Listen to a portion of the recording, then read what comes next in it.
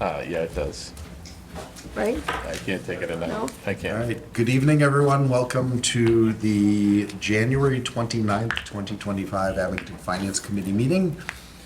We are continuing to meet with department heads to go over the FY26 proposed budget. Tonight, we have the police department and the water department. After that, we will get an update from our town manager on a handful of overall topics. So we will have liaison reports, correspondence, there's none. I did check this week. Reviewing minutes and a discussion about our next meeting. So without further ado, let's head right in. We have our new police chief, John Bonney. Hey, everyone. Chief, welcome. Thank you for coming tonight Thanks for and having me. bringing audience with you too. Yeah, we're a strong team. We appreciate it. Our audience is usually empty, although this year there's been quite good attendance. So Our ratings are way up. yeah, So I'm new here. Obviously, been sworn in September. This is my first go around with you all. So, I mean, how would you like me to start? so the kind of the format we've been going with is you get to lead off with just a little bit about the department, where you are, accomplishments, goals, Great. that kind of stuff, and Yeah. then head into kind of looking line by line through the budget. So So I have been extremely impressed by our agency so far. It is a very young department that is excited to come to work every day excited to come to work every day and make an impact in the town of Abington. They are hungry for training, hungry for learning, and unfortunately, because of our staffing, we've had to cut most of that. One of the most difficult things I've had to do was, at one point, because of our staffing, meet with the school superintendent, and there's like a school safety group to tell them that I had to take one of our two SROs. That's probably the hardest thing to do as chief. And then I had to look at my staff and tell them, basically, we can't do training anymore. So basically, the budget for the police department allots for about 19 patrol officers. Right now, I have available to me to respond to calls 9. And then I kept 1 SRO, so there's 10 in uniform. I have 8 sergeants. 1 is deployed overseas with the United States Army. And I have another one that's out on injury after being attacked after a domestic. So I have 6. So 1 is a detective sergeant. So basically there are 5 sergeants to fill in and help out with our patrol staff. So to say that we are operating on light numbers is the greatest understatement I could say. With that being said, the amount of work that they're producing is astounding. We are working actively and trying to get grants. We have recently received a $67,000 body-worn camera grant. That is from the state.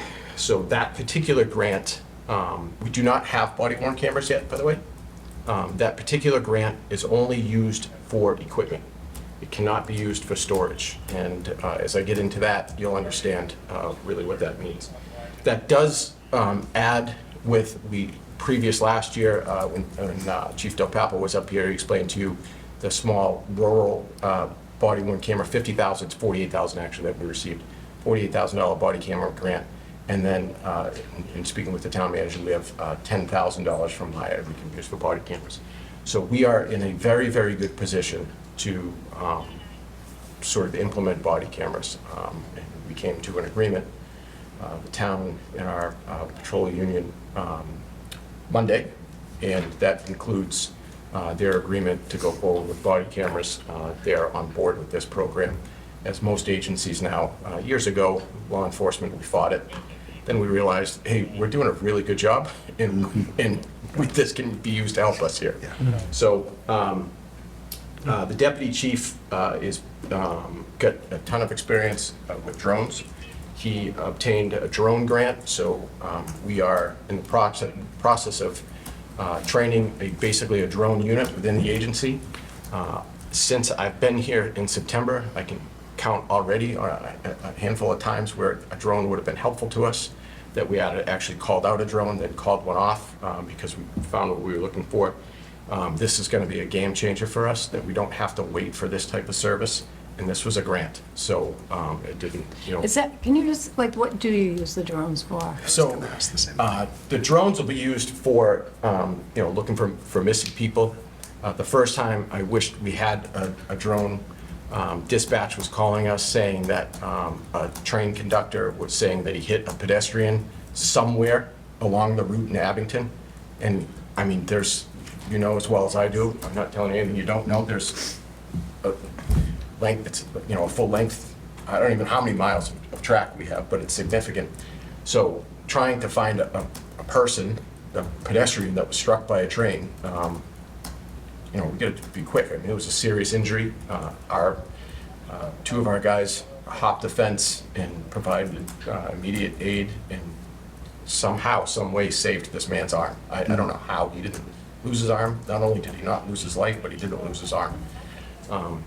But it would have been great to get the drone up in the air and kind of go along the tracks and be able to determine where that person was. Also for missing people. And another drone that we are getting is it's like an indoor drone, and it's a pretty neat system. It has a headset with it, and so you can, like, you know, when we had a call September, October for a person that had gone into the high school with a rifle, that would have been outstanding to just deploy that drone. It doesn't hit walls, it doesn't hit ceilings, it like avoids it. So we can get a camera going, you know, right away. Obviously, we had, you know, services coming from other agencies. Our own response was robust, and it turns out it was basically a swatting call. A hoax. Several other schools got that. So, but those are the types of things that we can use that. It's just, drones have been a game changer in law enforcement. So, you know, even you know, news stations that have helicopters are going to drones. We've had a number of news station drones instead of helicopters over our scenes since I've been here in you know, my previous job. They are just, they're phenomenal. It's a great resource. We just, I believe it's on order. We received a grant, a JAG grant from the feds for a surveillance camera trailer, which I am hoping catches somebody at some point. When we're not using it for an operation, we can keep it up on Chestnut Street for the mattress dumpers. I would love nothing more than to catch a mattress dumper. But obviously, you know, a surveillance trailer is kind of self-explanatory for that use. We also received $250,000. It was up in the air whether or not that was coming in, but because the feds froze the grants yesterday, but apparently they've lifted that. And so we have funding for a patrol officer for 3 years. For that, that's what that's for. So later on, I'll show you the need where we are in my requests for staffing. Some of the things that we've done, obviously, a big humanitarian push was our collection for goods for North Carolina that hit close to home for our deputy. That was just an unbelievable, like, community. I can't even say community-wide because we had people coming from Western Mass dropping things off. We filled a truck and a half full of goods, and they were dropped off directly by the deputy chief and Lieutenant Canada, who took that trip down there. And like, those are the types of things that like, everybody jumped in on that. This agency just wants the people, they're good people, you know what I mean? And when we kind of brought this idea up that we were gonna fill our community room, everybody was involved, from moving from the community room to the barn, you know, wrapping the pallets, and like, it was a tremendous effort. I was truly proud. Our call volume, so if you think of the amount of people I just said, it's 9 active patrol officers for the street, and right now we get 6 sergeants answering calls. This staff answered almost 20,000 calls for service. You can hear now that they're still busy. We had 630 arrests. Just to put that into perspective for you, my previous employer, Stoughton, our population is probably about 12,000 more.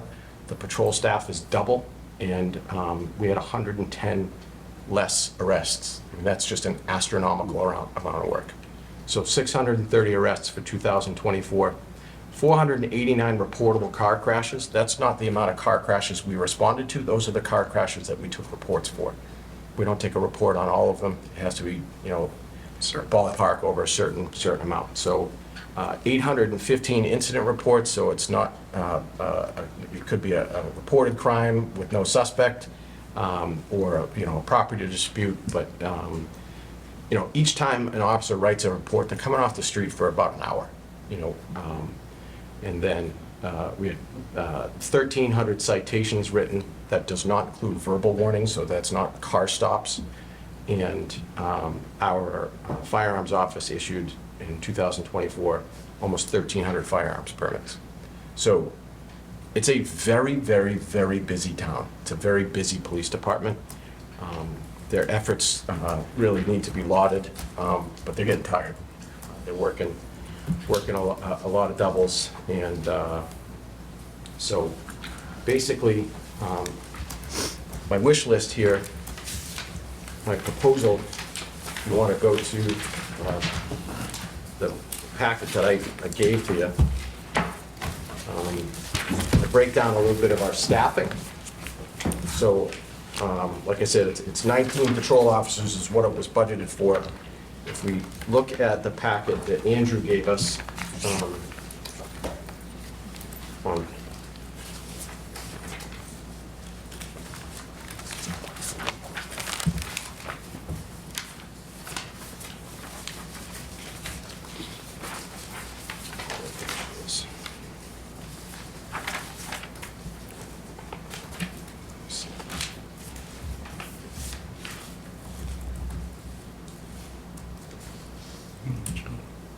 basically,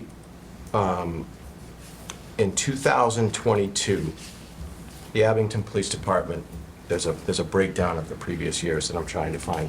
In 2022, the Abington Police Department was allotted for 25 patrol officers.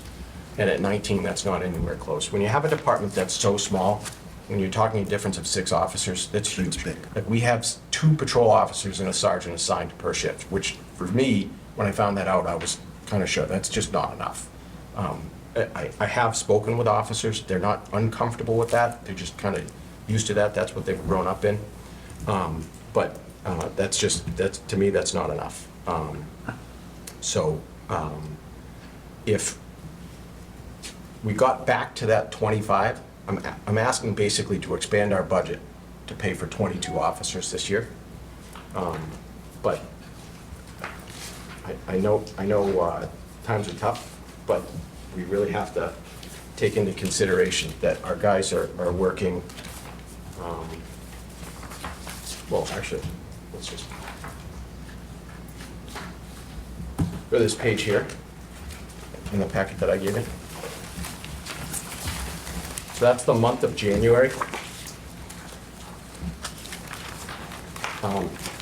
Everything that you see that says open right there, those are open shifts. Those are not vacations. That's not sick time. That's not anything but open shifts because we don't have the bodies to do it. So that means officers are being forced to work overtime, or thankfully our sergeants are willing to pitch in and take patrol overtimes. But that also just really increased on the budget because they don't do that for patrolmen's overtime. They do it on their own overtime. So Their own overtime pay as Their own opposed to a overtime pay. patrolman's overtime pay. Right. you have someone like Steve Marquardt, who is a very experienced officer, and he's got, he's at top step. That's top step sergeant's pay for working with patrol shift. That if we hired a body, they're making $31 an hour compared to what Sergeant Mark Watt is making. So,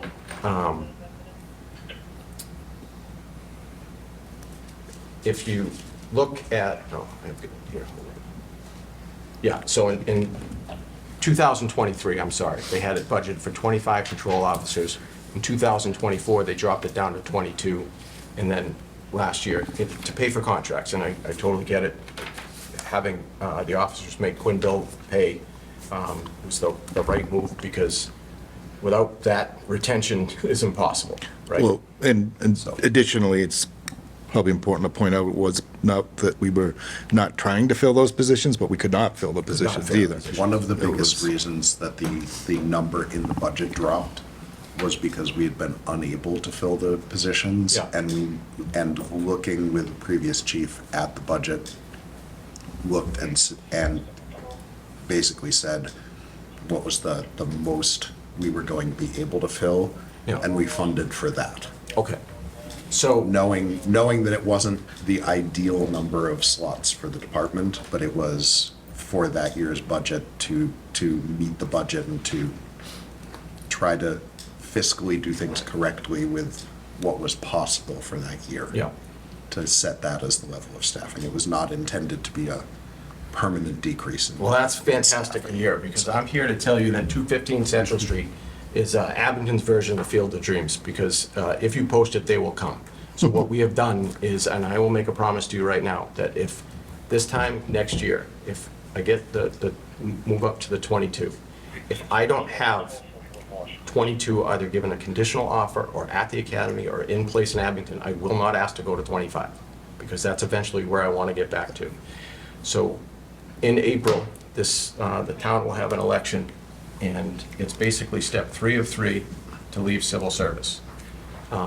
So what that will give us an opportunity to do is to hire outside the conventional means, right? Yep. And I know you've heard, watched the previous FinCom meeting, so I'm assuming you have an understanding of the handcuffs that I civil think service at least gives. most of us do. We have some newer members that may not. So, in a nutshell, civil service is how we do our hiring and promotions. But they have a test once a year, and what happens is, they give a residence preference.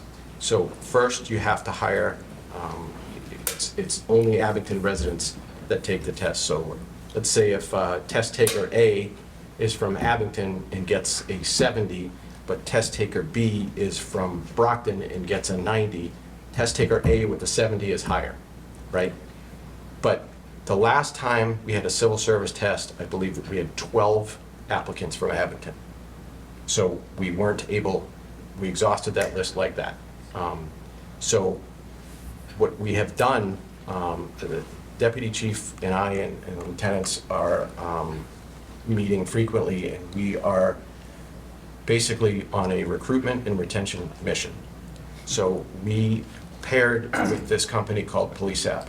Zero cost to the town, zero cost to the police department at all. It's all generated through test taking. We had our first test, it's a non-civil service test. We had our first of 2 tests on this past Saturday. We have a second test coming up on February 8th.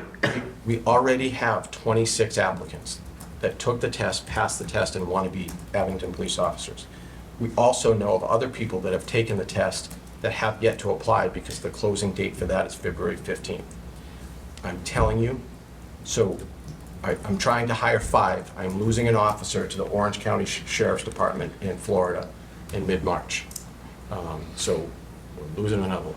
We are graduating 3 from the academy February 28th. They won't be road ready until about 12 weeks after that. So Officer Francis,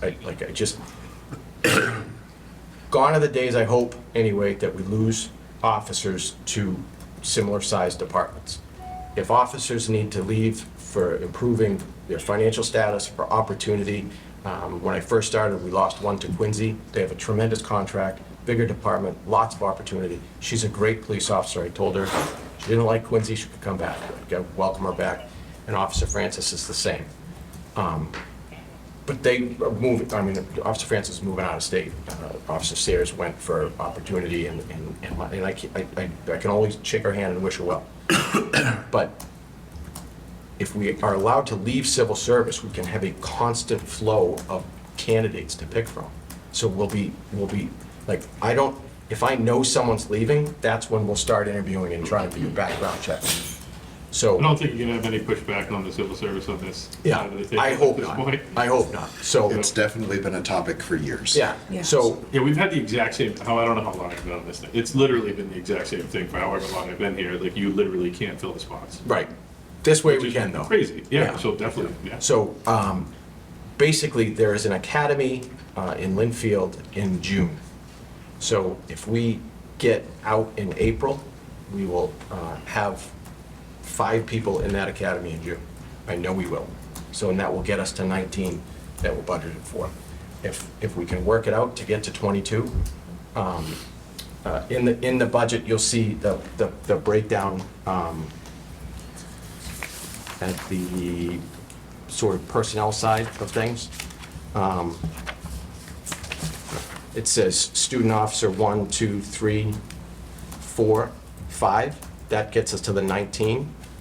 If you see student officer 6, 7, 8, I put them in as half-year positions, just to kind of save a little bit, and it's realistic. It wouldn't be too hard to sort of push that off and kind of save that half-year position, but that would get us to 22.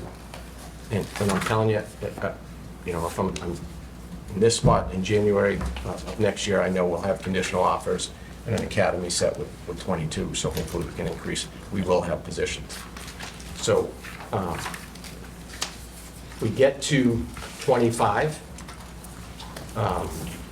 That's sort of the next colored page there. This one here. And just glancing at it it's kind of why I wanted to give a packet so you can take it home and consume it. But basically, this allows us at 20 patrol officers. If we have 25, I will have a detectives unit, so I'll have 2 officers as a detective. I'll definitely have our 2 SROs back. And if I have 25, I'll have 1 officer dedicated just to traffic. They won't answer calls for service. They'll be doing motor vehicle traffic, setting up at Chestnut Hancock, Summer Street, we're getting complaints on with truck traffic coming in. They'll handle crashes while they're working in all sort of those problem spots. Then just to kind of look at the sort of first yellow and red. So the yellow is in the top left, that would be our day shift, right? So they'd have 4 people. Chief Del Papa did an unbelievable job sort of platooning the schedule. We're going to continue with that. And what this red one here is that's the day shift relief, right? So on 2 days, we'll have overlapping shifts, so we'd have 2 sergeants and 8 bodies on the road. So as of right now, when I left, we have 65 active felony warrants in town. I can't put a warrant team together and go get people. This, I can. I can put a saturation patrol in for our big box stores, Walmart, Target, for shoplifters. If people see 3 cruisers kind of bouncing around there, we're going to prevent crime this way. We're going to flood sort of these problem areas. Another thing that we got via grant, we got a side-by-side sort of 4-wheel ATV. We're going to put 2-man teams into the Grove over the summer in the Ames Knoll State Park. We're going to, we'll speak with the state police about patrolling that, because we've heard of drug activity in there. This is so easily attainable to get with these numbers, because we've had it in the past, and we will fill these numbers. And the amount of work that we'd be able to get done is it's endless. Right now, the way it's set up is I can't deny anybody time off, because they're scheduled at minimum for every shift. So under this, keeping with the 2 and 1 as a minimum, 2 people could put in for a vacation day and it wouldn't impact my overtime. They'd get granted the vacation day. Right now, the way their contract is set up, their vacation is for 8 hours. So let's say they're going to a Patriots game, they work 3 to 11, they're going to a Patriots game. Right now, they can be forced in for the 3 to 11 shift if they're on vacation for 7 to 3. So if we go to this, where we can grant time off, we can set it up where officers can put in for a vacation day and they can't be forced in until after the conclusion of their next scheduled shift. We can send people to training. I broke down some training numbers, the lack of training that we're doing right now. And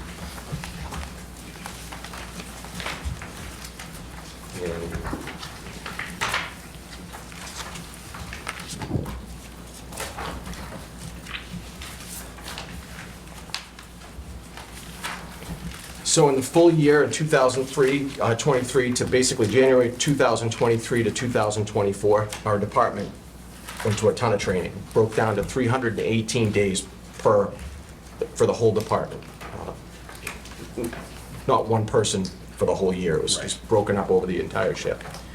During the stretch of time of August 23 to January 24, so basically the time that, last year, during my tenure, they had 85 training days, so they had to dwindle it down because of staff. What page you on? I didn't print this. Got it, all right, no worries. Sorry. I just So- don't want to keep looking. Since I started in August, I'm like the fun police. I took the SRO, I took training away. We've only had 47 training days since Sounds I like started. half. Those numbers are very, very low. And in-service training is mandatory once a year. And the MPTC, who is basically the training arm of policing in Massachusetts, they go, it's like a one-week school that they go. They do offer it online. That started during COVID.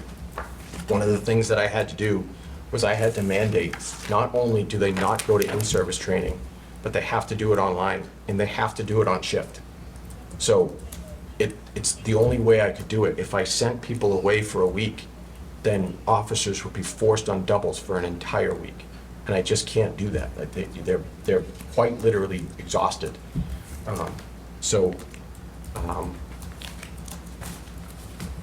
I can't drive the point home more.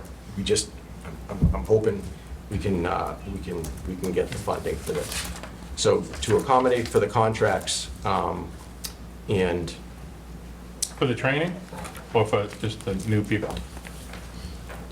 if The we get the funding for the new people Yeah. and have enough people, I can get people back into, because of that type of schedule. We can mark people off for the week and Yeah. it won't impact Got it. overtime. It won't. Not now, but when you We'll be actually able get to them. send people. We'll for be the able to training. send It's people not- for training. It's not funding for the training, Yeah. it's funding Yeah. for the position. Yep.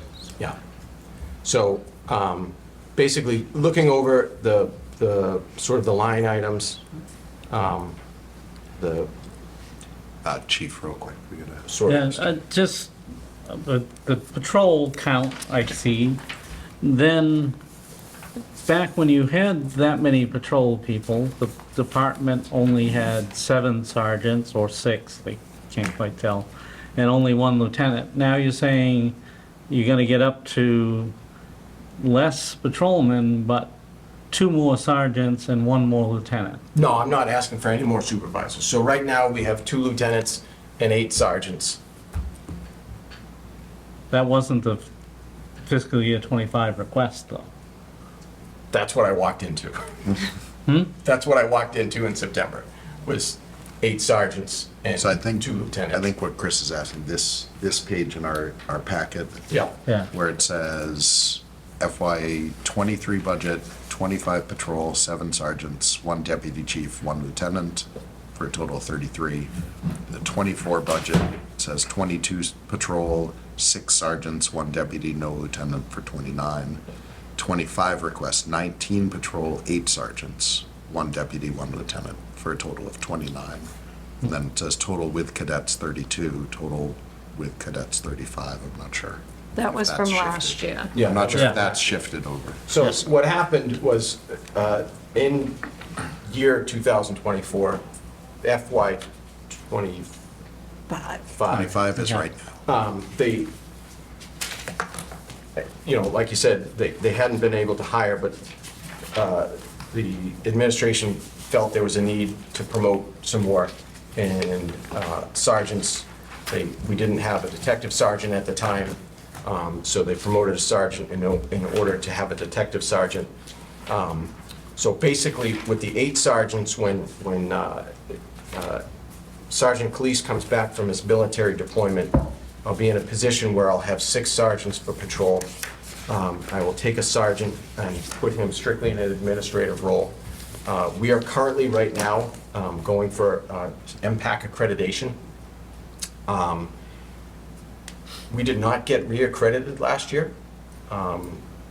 We didn't lose accreditation. It's sort of like a 1-year, I don't want to call it suspension, but like in suspension, I guess. We weren't going to get reaccredited. And And what does that mean? state accreditation is basically, and it's going to become sort of mandatory, as part of the police reform. Every department in the country is going to have to be accredited. So state accreditation basically is best practices with policies. So with that, you have to have proofs of compliance with every policy.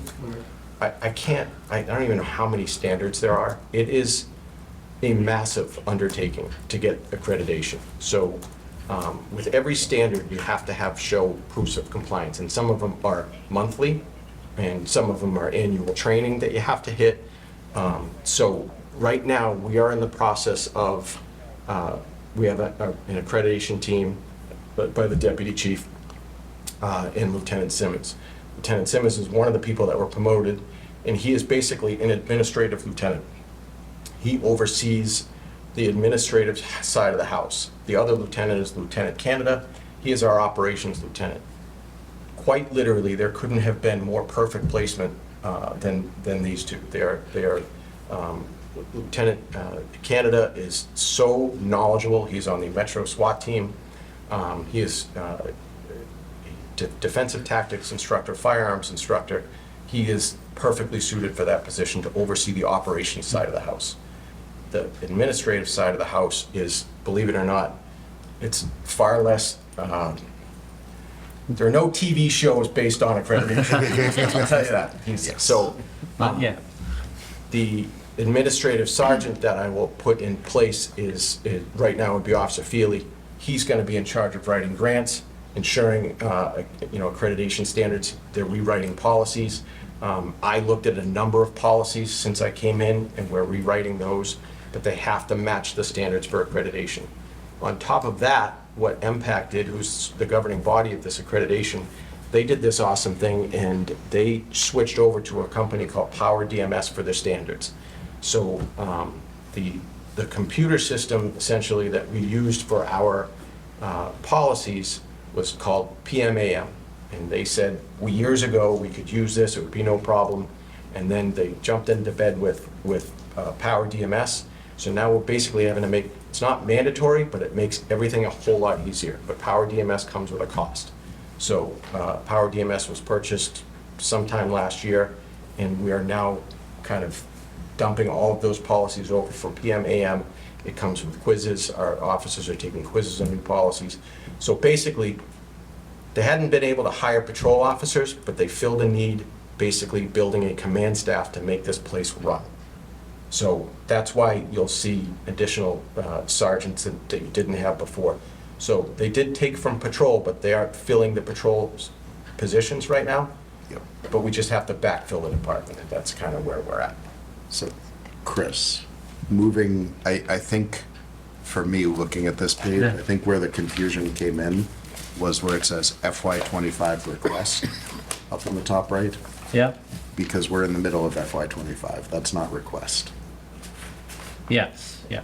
No, I think I know, the but. FY26 but down we've over- below We've is, over lieutenanted our request, Are we in- which I understand now. Yeah, yeah. But that's why, yep, and the fact that we need this much more administrative and supervision for the same number of patrolmen is due to some of these changes. Yeah, some of the changes. Yeah. So you couldn't, to be quite honest, we probably lost the ability to be reaccredited because we just didn't have the oversight of it. Yeah, And one of the things is like, it's like even like the American Red Cross, right? If any of you are CPR certified, American Red Cross moves the goalposts every year. it used to be 25 and 2, then it's 30 and 2, and then it's, if it's 2 people, it's 30 and, 15 and 2, but they just change it all the time. MPAC is doing the same thing. We were operating on, it's not Series 5. Edition 5. We're changing over to 6. They're already working on 7. You know what I mean? So it's constant. So you have to dedicate a team to accreditation to stay accredited. So, question, and last week we had planning in, and they were talking about MBTA communities and how we had gone through the steps that we needed to make sure that we were accredited as an MBTA community. Is that accredited? Compliant. Compliant. And we talked about some of the communities that did not go through those steps and the things that they lost the ability to do because of not being compliant.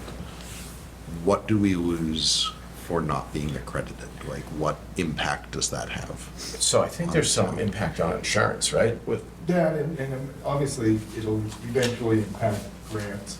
Yeah. And their ability, I can't tell you, but I received notice of 2 grants that we got today, that the chief will be able to tell everybody about, but things like that are huge, and if we start losing them, I mean, he mentioned some of the grants that they got earlier. Yeah. That's, in all the departments are the same, I mean. it's I just a big remember key. when Chief Majenski started the process to get accredited. We had never been accredited previously, and one of the selling points at the time about going through the whole process was that they would be looked at more favorably for grants and funding and, And insurance. And it's honestly, the standards that they put out are really truly rooted in best practices. Like, you want your police department following these standards, and I can't call like Chief Scioli in Rockland if he's accredited and we're not, be like, hey, can I just operate off your, you know what I mean? It doesn't work that way. We have to maintain our accreditation. It is important. I think one of the things that departments were getting reaccredited fairly easy is MPAC initially was asking for basically, you got to reaccredit it. You went for reaccreditation every 3 years, but you only had to show like proof of 1 year of compliance through all of that. Then they're like, that's ridiculous. That's not working out. So because prior administrations didn't have a staff to oversee it, we weren't following through with our proofs of compliance. So the department did the right thing and asked for taking a step back and saying, hey, give us an opportunity. And to get reaccredited, we only have to show 1 year of compliance to get reaccredited. And Said the that's, magic word. yes. Oh, There was an alarm that was supposed to Go go off to it. yesterday. a little late. That's Matt's way of saying time late. oh yeah. Not remotely. Crystal, you're up. That was for something I needed to bring to work with me today. That I set last night and didn't realize that it would go off again today. So, So apologies. did you want to go through the line stuff? I just or- wanted to touch on too, because when I had met with you, one of the things that you had spoken about that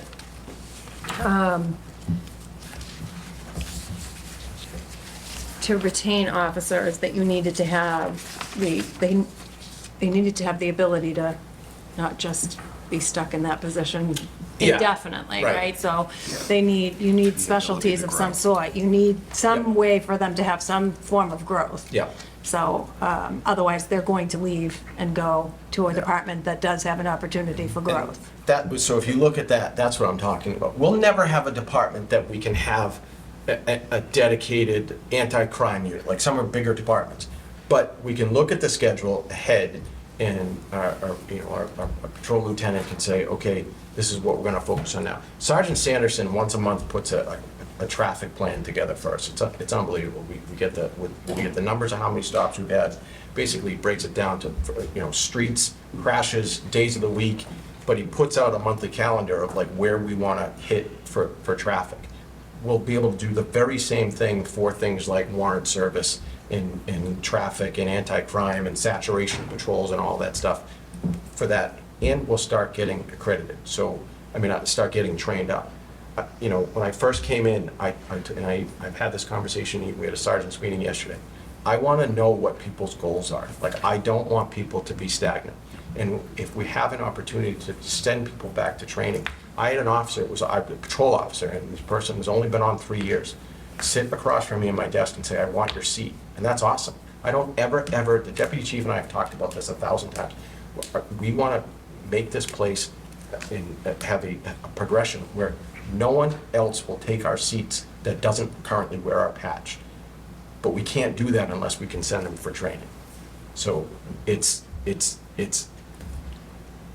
I don't want to say it's easy, but it's, I mean, it's nothing that we invented, but it's something that, you know, we want to follow. So, you want to talk Yeah. capital requests, or what? Let's go to the line budget. Line budget, okay. Start there and we get to capital. So, for the most part, I've maintained a sort of a level funding for all of them. The building repair and maintenance, I haven't asked for any increase. Telephone budget, I haven't. Radio, IT services, I did increase. And that looks like a pretty hefty increase, I know, but Power DMS, that accreditation software that I was telling you about that we had to purchase, that's $10,000. And as of right now, we do our field training reports on pen and paper. I don't think there's an agency around that does our daily observation reports on pen and paper. So the power training is it's $5,000. It's $7,000 to onboard it, and then $5,000 a year to sort of maintain it. And if we're going to be in this sort of robust hiring process, like, we need to have, it maintains all of these daily observation reports. It compares, you know, new officers' progress to their sort of the people that they got hired with. And if they can't cut it in this line of work, we have like sort of charts and graphs that back that up if we have to separate them from service. And if we're able to do that, that survives sort of the appeal process. You know, and it's just really, it's important to have instead of just doing it on pen and paper. The other purchase services, level funded. The office supplies are level, auxiliary police are level. And I know we don't have auxiliary police, I know that's not a secret, but we still maintain a staff of retired officers. We have to equip them, so instead of changing it to retired staff, that's where we're at.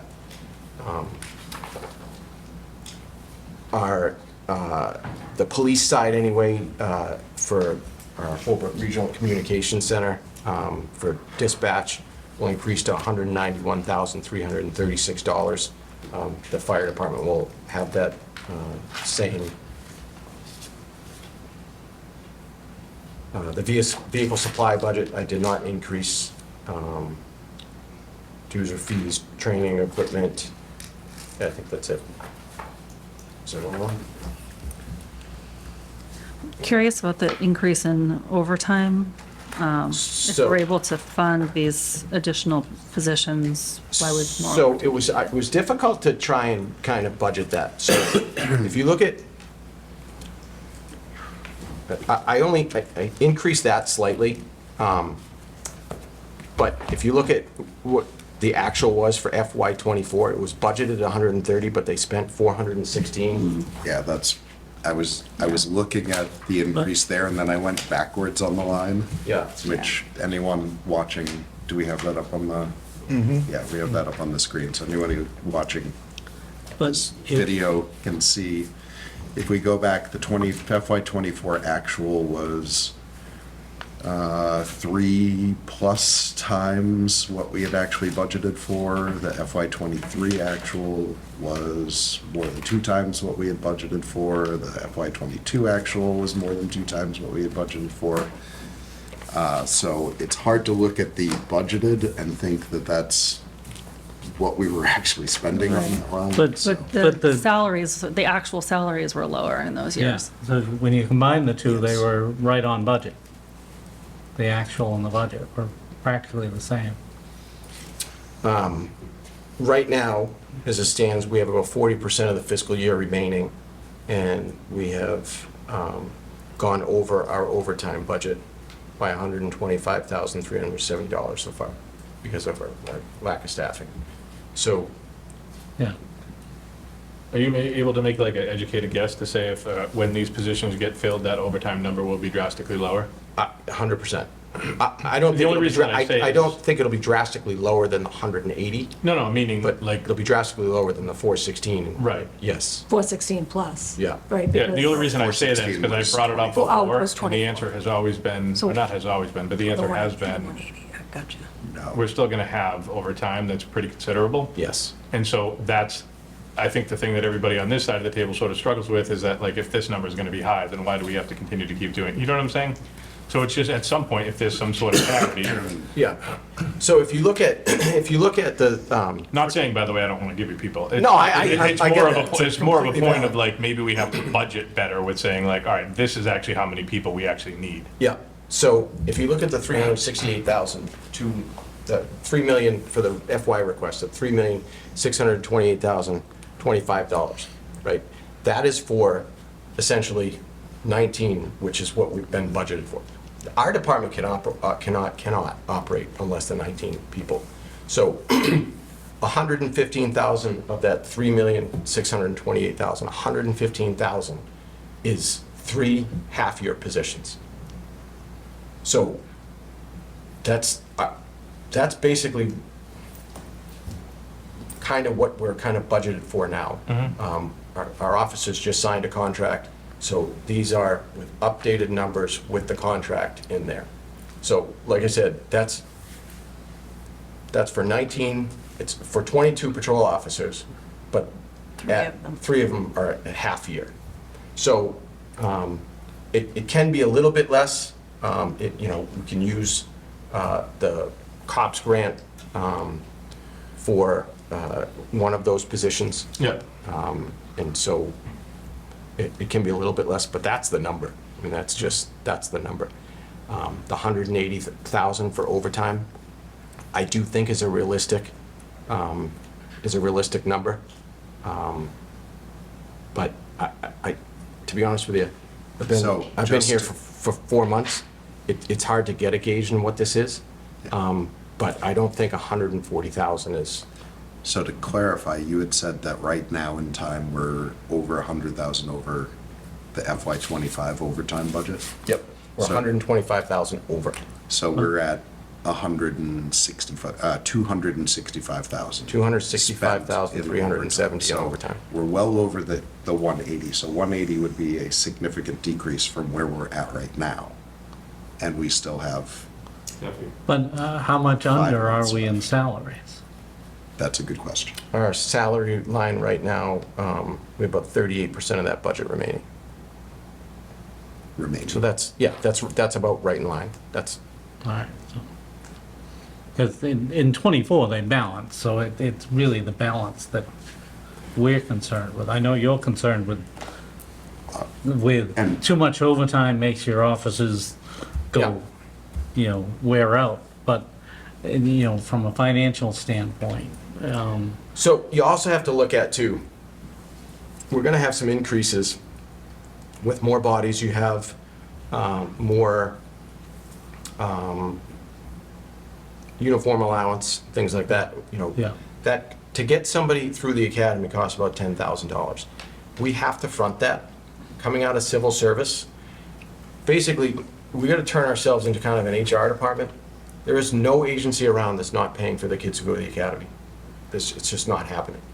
And if, like, Rockland right now is going through this same thing with the test and the non-civil service test, we're using the same company. We actually have kids on our list from Rockland, right? So if Rockland is paying for the kids to go to the academy and we're not, guess where they're going? yeah, You know what I mean? Yeah. So like, yeah. No, we have to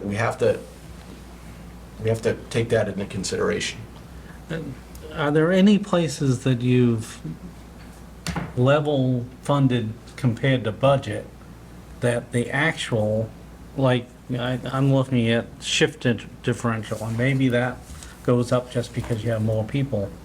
But I see the actual in '24 unusually low of 5,200, and yet the budget in both years is 54,000. Now, that's only, even if those numbers are right and not weird, and it looks like the 5,200 is weird, it should be more in the 35,000 range. But is that money that can be used to make sure that we can get patrolmen?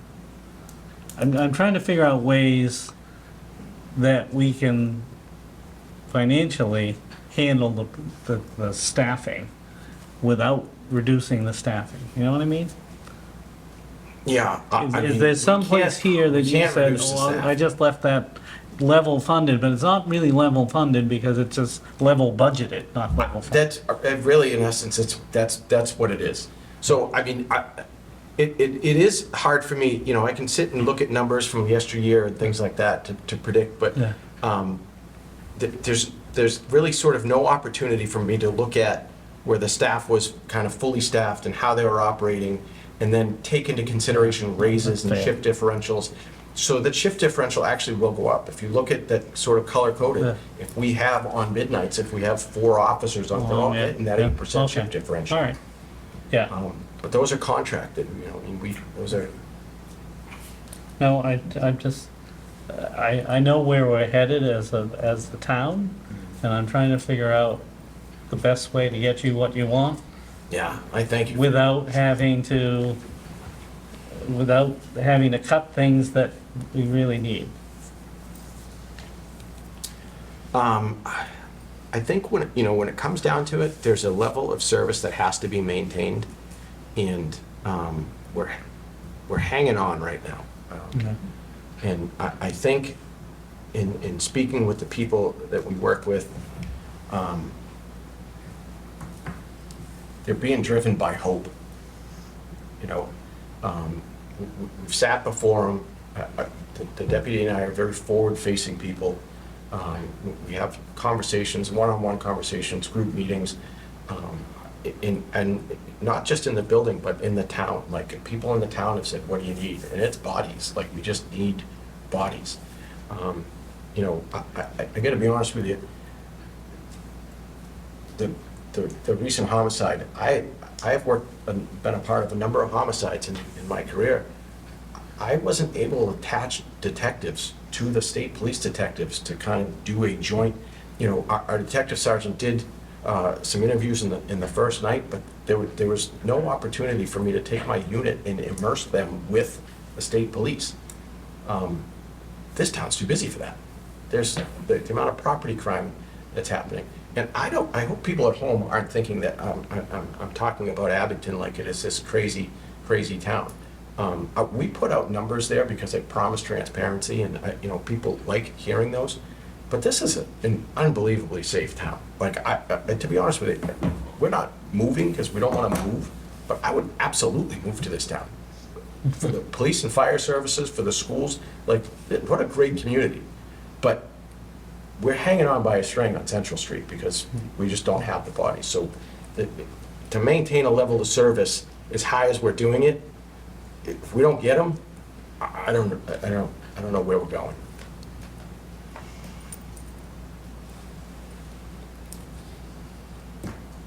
I will, you know, I just say, like, if you just turn to this page, Yeah. these guys on this, men and women on this page, they're baseball coaches, they're hockey coaches, they're missing games because they're forced to work overtime. Not because they're electing to, they're being forced to. In this line of work, there's a certain amount that you sign up for. You know, you say, you know, that there's an understanding of, you know, it's a 24-hour service, but nobody should be forced to work the amount of hours that they're working. And I just couldn't be more proud of this group. I hope you're as proud of them as I am. They're worth fighting for. It is truly one of the most positive police cultures I've ever been around. Been around this game a long time.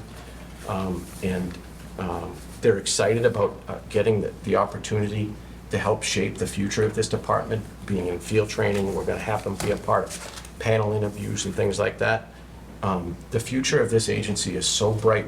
I can't even tell you. They do a tremendous amount of work. They're good at what they do, and they're just good people. It's clear that you're doing a commendable job with limited resources serving the community. I am curious, I know things have been changing pretty rapidly federally. You mentioned grants earlier that, Yeah.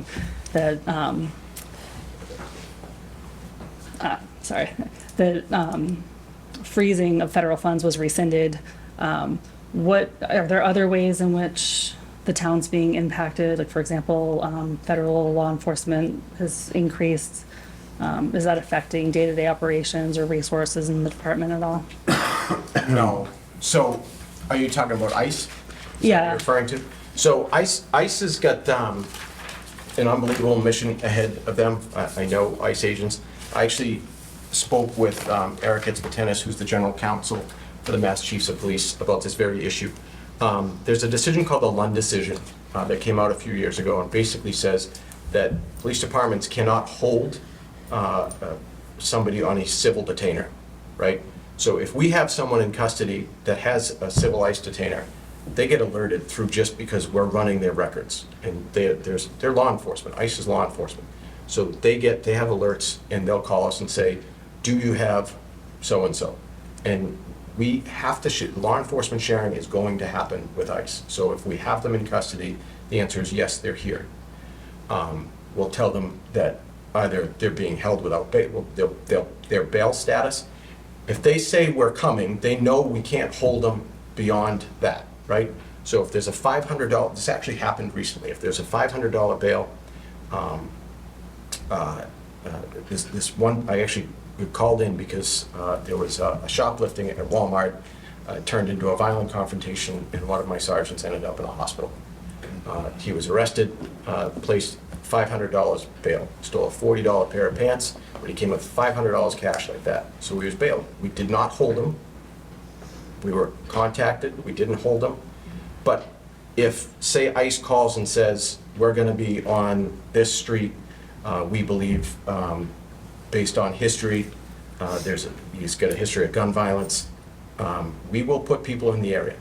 And if a state crime happens out of that apprehension, they will be charged with a state crime and we will get involved in that. So we will assist law enforcement on Massachusetts crimes that happen. So if it gets violent, it's not a federal crime. We don't enforce federal crimes. If it, if they, take off and they're running down the middle of the street and they're causing a traffic issue, that's what we get involved. That's a disorderly conduct. You can't cause traffic issues by running away from police. So we're not pairing with ICE to go and serve warrants. They haven't called us at all. People have called and said, are they in town? I've heard they're in town. I heard they were in town. I haven't seen them. They haven't called and said that they were here. But that's the stance of the Abington Police Department. And that's backed by the Council for the Mass Chiefs as well. Okay, thank you. Sure. Capital? So.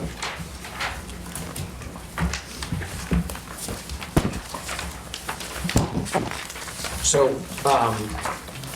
the previous administration was able to purchase through whatever funds that were left over, new tasers. Right now, our tasers that our officers are carrying are as old as my college freshman. So in that time, 21 years, because he went and played junior hockey, just think about your iPhones and how many updates and how many iPhones have been updated. Axon is the parent company of Taser. They don't back our tasers anymore. Our tasers can't be charged. They're batteries only, and when the batteries die, we've got to buy new batteries. They're stopping making basically equipment to go into these. So, like I said, the previous administration was able to purchase 17 units, and we need to purchase 17 more. I had a video, it just wouldn't load. If you want to check out the thing that I'm talking about, the link is in here, so when you get home, you can put that link in. The tasers, it's Taser 10 is what we're purchasing, and we purchased half of them. If we purchase the rest of them, we get this VR training unit. So the CMR guiding taser usage for law enforcement requires that you shoot 2 training cartridges a year. These cartridges are really expensive, and you're just shooting regular taser cartridges. This unit won't decrease the cost of those cartridges. We'll still have to shoot 2 cartridges, but this sort of VR unit will give us an opportunity to train on our tasers and firearms in any space. The deputy chief and I recently went to a conference, the IACP conference, and we were looking at training units. One thing was this called Milo unit, and basically it's a giant TV, and it puts you through real scenarios, shoot, don't shoot, but you need a room for that. And I was trying to figure out how to get it. Then we went to this Axon presentation. Yeah, we don't need a room. We need like a hula hoop to do it. You know what I mean? And so that comes with this purchase. So the tasers that we have now just aren't, they're not good. We have to replace them. A few weeks ago, we had another violent confrontation where 2 of our officers ended up in the hospital, and one has a broken hand, and he's been out for weeks.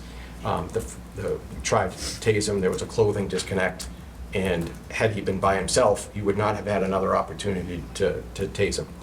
This new taser that we got here is called a Taser 10 because there are 10 probes. So if there's a clothing disconnect, you fire another taser probe, and you get the neuromuscular incapacitation, and the guy drops. So it's a phenomenal resource for us. It honestly, believe it or not, it keeps people from getting hurt. We don't have to physically fight someone if we can create some distance. These tasers can be shot at 45 feet, where other tasers can only be shot at 21 feet. Taser Axon gives us the opportunity to break it up over 5 years. So the 5-year, the total cost here, like I said, you see there, is $86,247. Breaking it up over 5 years is $17,249 a year. Yeah. That make more sense, breaking them up? Yeah. That's your call. Oh. Either one seems like a good deal. Yeah. Yes. So for cruisers, I'm told traditionally, there's like a 3-2-3-2. Is that how it's typically been done? Traditionally, it had been 2-2-3, 2-2-3? I think. It's been a while since we've been on the traditional. We have, yeah, We've had, we- with COVID and everything, we've had weird I capital got you. years, so. But I think it had traditionally been 2-2-3. yeah, well, there was a time it was 2-1, 2, Yes. 1. So the deputy brought forward a proposal for leasing our fleet. And initially, I was like, that's bananas. But then you listen to his southern charm and continue to listen. And then he brought in somebody from Enterprise Fleet Maintenance. And this actually seems like an unbelievable deal. We've had an opportunity to run numbers. The deputy priced out, if you look at the chart down the bottom, like next by 2A. So if we bought 3 cruisers this year, I believe it was 2 marked in an administrative vehicle. It's priced out for $217,710. But if we entered into this program through Enterprise Fleet, we could get 4 cruisers this year. The hangup is we don't recycle our cruisers that we're getting rid of through the Enterprise to the assessor's office, and you lose them, right? But we get 4 2 marked line vehicles and 2 administrative vehicles. And the year 1 cost of that would be $89,227,000. So there's a significant savings in year 1. Year 2, it goes up. And so basically, the guy from Enterprise Fleet projected it out through FY '24. So 31. we would, yeah, what did I say, 24? 24. Sorry. Projected We would be 30. basically turning over our entire fleet to hybrid vehicles and no longer going with the fuel-injected vehicles. And there would be a significant cost savings there. And where they'd be turned over so quickly, there would also be a cost savings just on maintenance. So over that 6-year span, I believe, I didn't have the number in here, I apologize, but There is an increase compared to buying that sort of 3-2-3-2 method. There's a slight increase of, you can do the math there. Yeah, 70,000, is that what it is? So there's a significant cruiser difference, though. So we're going to have a young fleet, a full fleet of cruisers for, I don't want to say pennies, but not a lot. You said hybrid, do you mean electric? No, a hybrid. It's going to be a hybrid vehicle. We're not switching over to electric. I don't want to ever do that. Yeah. No, I don't. Yeah, but yeah, the hybrid, so the Ford makes an Interceptor package with a hybrid. That's actually what I drive. My Cruiser is a hybrid. So it would, save on idling and all that, and it's a good cruiser. And that's like the fully upfitted. And these numbers might actually be a little bit less. The deputy had been going back and forth, with our upfitting costs with lights and sirens and markings and all that. So he had asked the deputy to send what we put in, and was it $6,000 difference? Yeah. $6,000 difference in upfitting costs through Enterprise, and they're all in the state bid. Like it's not like they're Just the guy on the corner. yeah. So Does it ever stop going up like that? stop going up in cost. Yeah, So so if you like look after from 30 to 31. 31, it goes down. It starts going down the other way. But But then you have to continue, right? yeah, so you'd continue to. So I mean, I don't know what 32 looks like, but Yeah. it does go down. It's no like long-term commitment on this either. If it's not working out, we can say we're done. And you turn when it starts to go down is because they're starting to sell newer vehicles, right? The way they described it is they're making their money in the resale of the vehicles because they can resell vehicles better than anybody. That's their brag. So we give them the vehicles at the end of the year, at the end of the lifespan of the cruiser, and they're selling them for higher than what we could trade them in for. How long is the lease for? So the lease is a 3 or 5 year? 3-year. 3-year lease, but we can pay everything up front. We don't have to. And the other thing is too, if we decide we want to maintain them, we buy them for $1 at the end.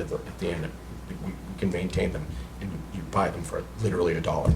That's a After good the end deal of the right 3 there. years? So for the vehicles that we might move to other departments, You could take it for $1 and send We it. really don't do.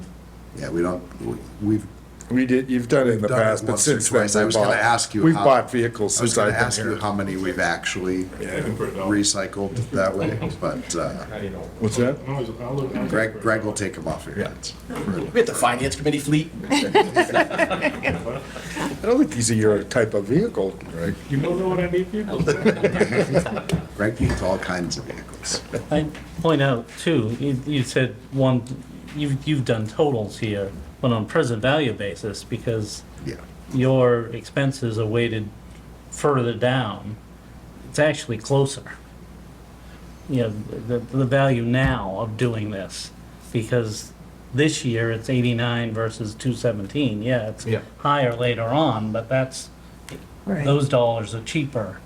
Yeah. yeah. The cost of purchasing 3 vehicles in FY30 will not be 217.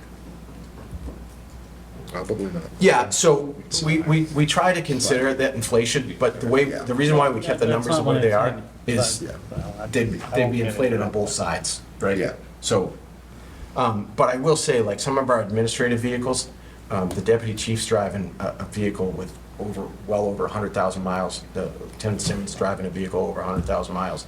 Like, these things we're keeping them together with, thankfully for Marcus and the group over at DPW really helps us out. But, this would be a huge, I think, Yeah. win for us. And certainly looks like it makes financial sense. Yeah, I agree. And lastly, I challenge the finance committee to come to the Abington PD and try and log on to our Wi-Fi. Because it's tough. So we did get a quote. It's just a singular quote for a Wi-Fi upgrade for basically the entire building. I I barely know where the space bar is on a computer, so I'm not even going to attempt to speak this. But the quote is there, and I gave you the whole quote to look at for any of you that speak this language. And the final is $18,690 for the Wi-Fi upgrade.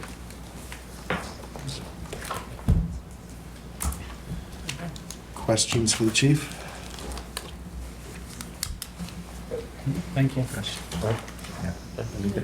Well done. Chief, thank you so Thank much you for so your much. time. Thank It's you a very lot- much. You all. It's a lot to go over tonight, so we appreciate it.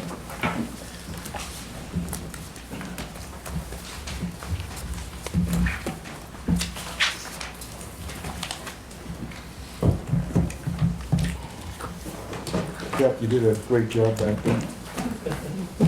I tried. It's a good team. I do want to say, while I'm here, I need to thank Margaret. She worked endlessly on these numbers. She's Good a job. terrific resource for us, and Thank you. great job, Margaret. Thank you. Well- Thank you, well Margaret. presented. Thank you all. Thank you. Thank you so much. Thanks for coming. Next up, we have the Abington Rockland Joint Waterworks. Crystal Cameron, welcome. Good to have you back. Thanks for having me. It's been a year. Thank you. Right, guys? I have to say, I come from a blue family. And it's surprising to hear about the training and Yeah. things like that. Knowing what I see my husband do and his colleagues and all that, yeah, he's definitely doing a good job with the lack of resources, I'll tell you that. So, kudos to him. Absolutely. How is the water department? It's going well. Do you guys have this, or? Yes. I think these might be extra Is that what copies. yours is? Yeah. That's right? Yeah, I think Is this those are- mine? Yes. I think so. I think we're doing pretty well. All right. I'll go through my little spiel. I think, I don't see any new faces, right? Or Just one. Abby? Hi. Hi, it's nice to meet you, Crystal. So for those of you that don't know or need a refresher, we serve, as a water department, we serve 6 actual communities, but the main communities are obviously Abington and Rockland, but we serve Hanson and Pembroke and Hingham and Whitman. And those are just considered our joint customers, just a few scattered here and there. A lot of them on the Hanson line are on our transmission main that comes from Pembroke. So we have 3 drinking water treatment plants. Our main workhorse is in Pembroke.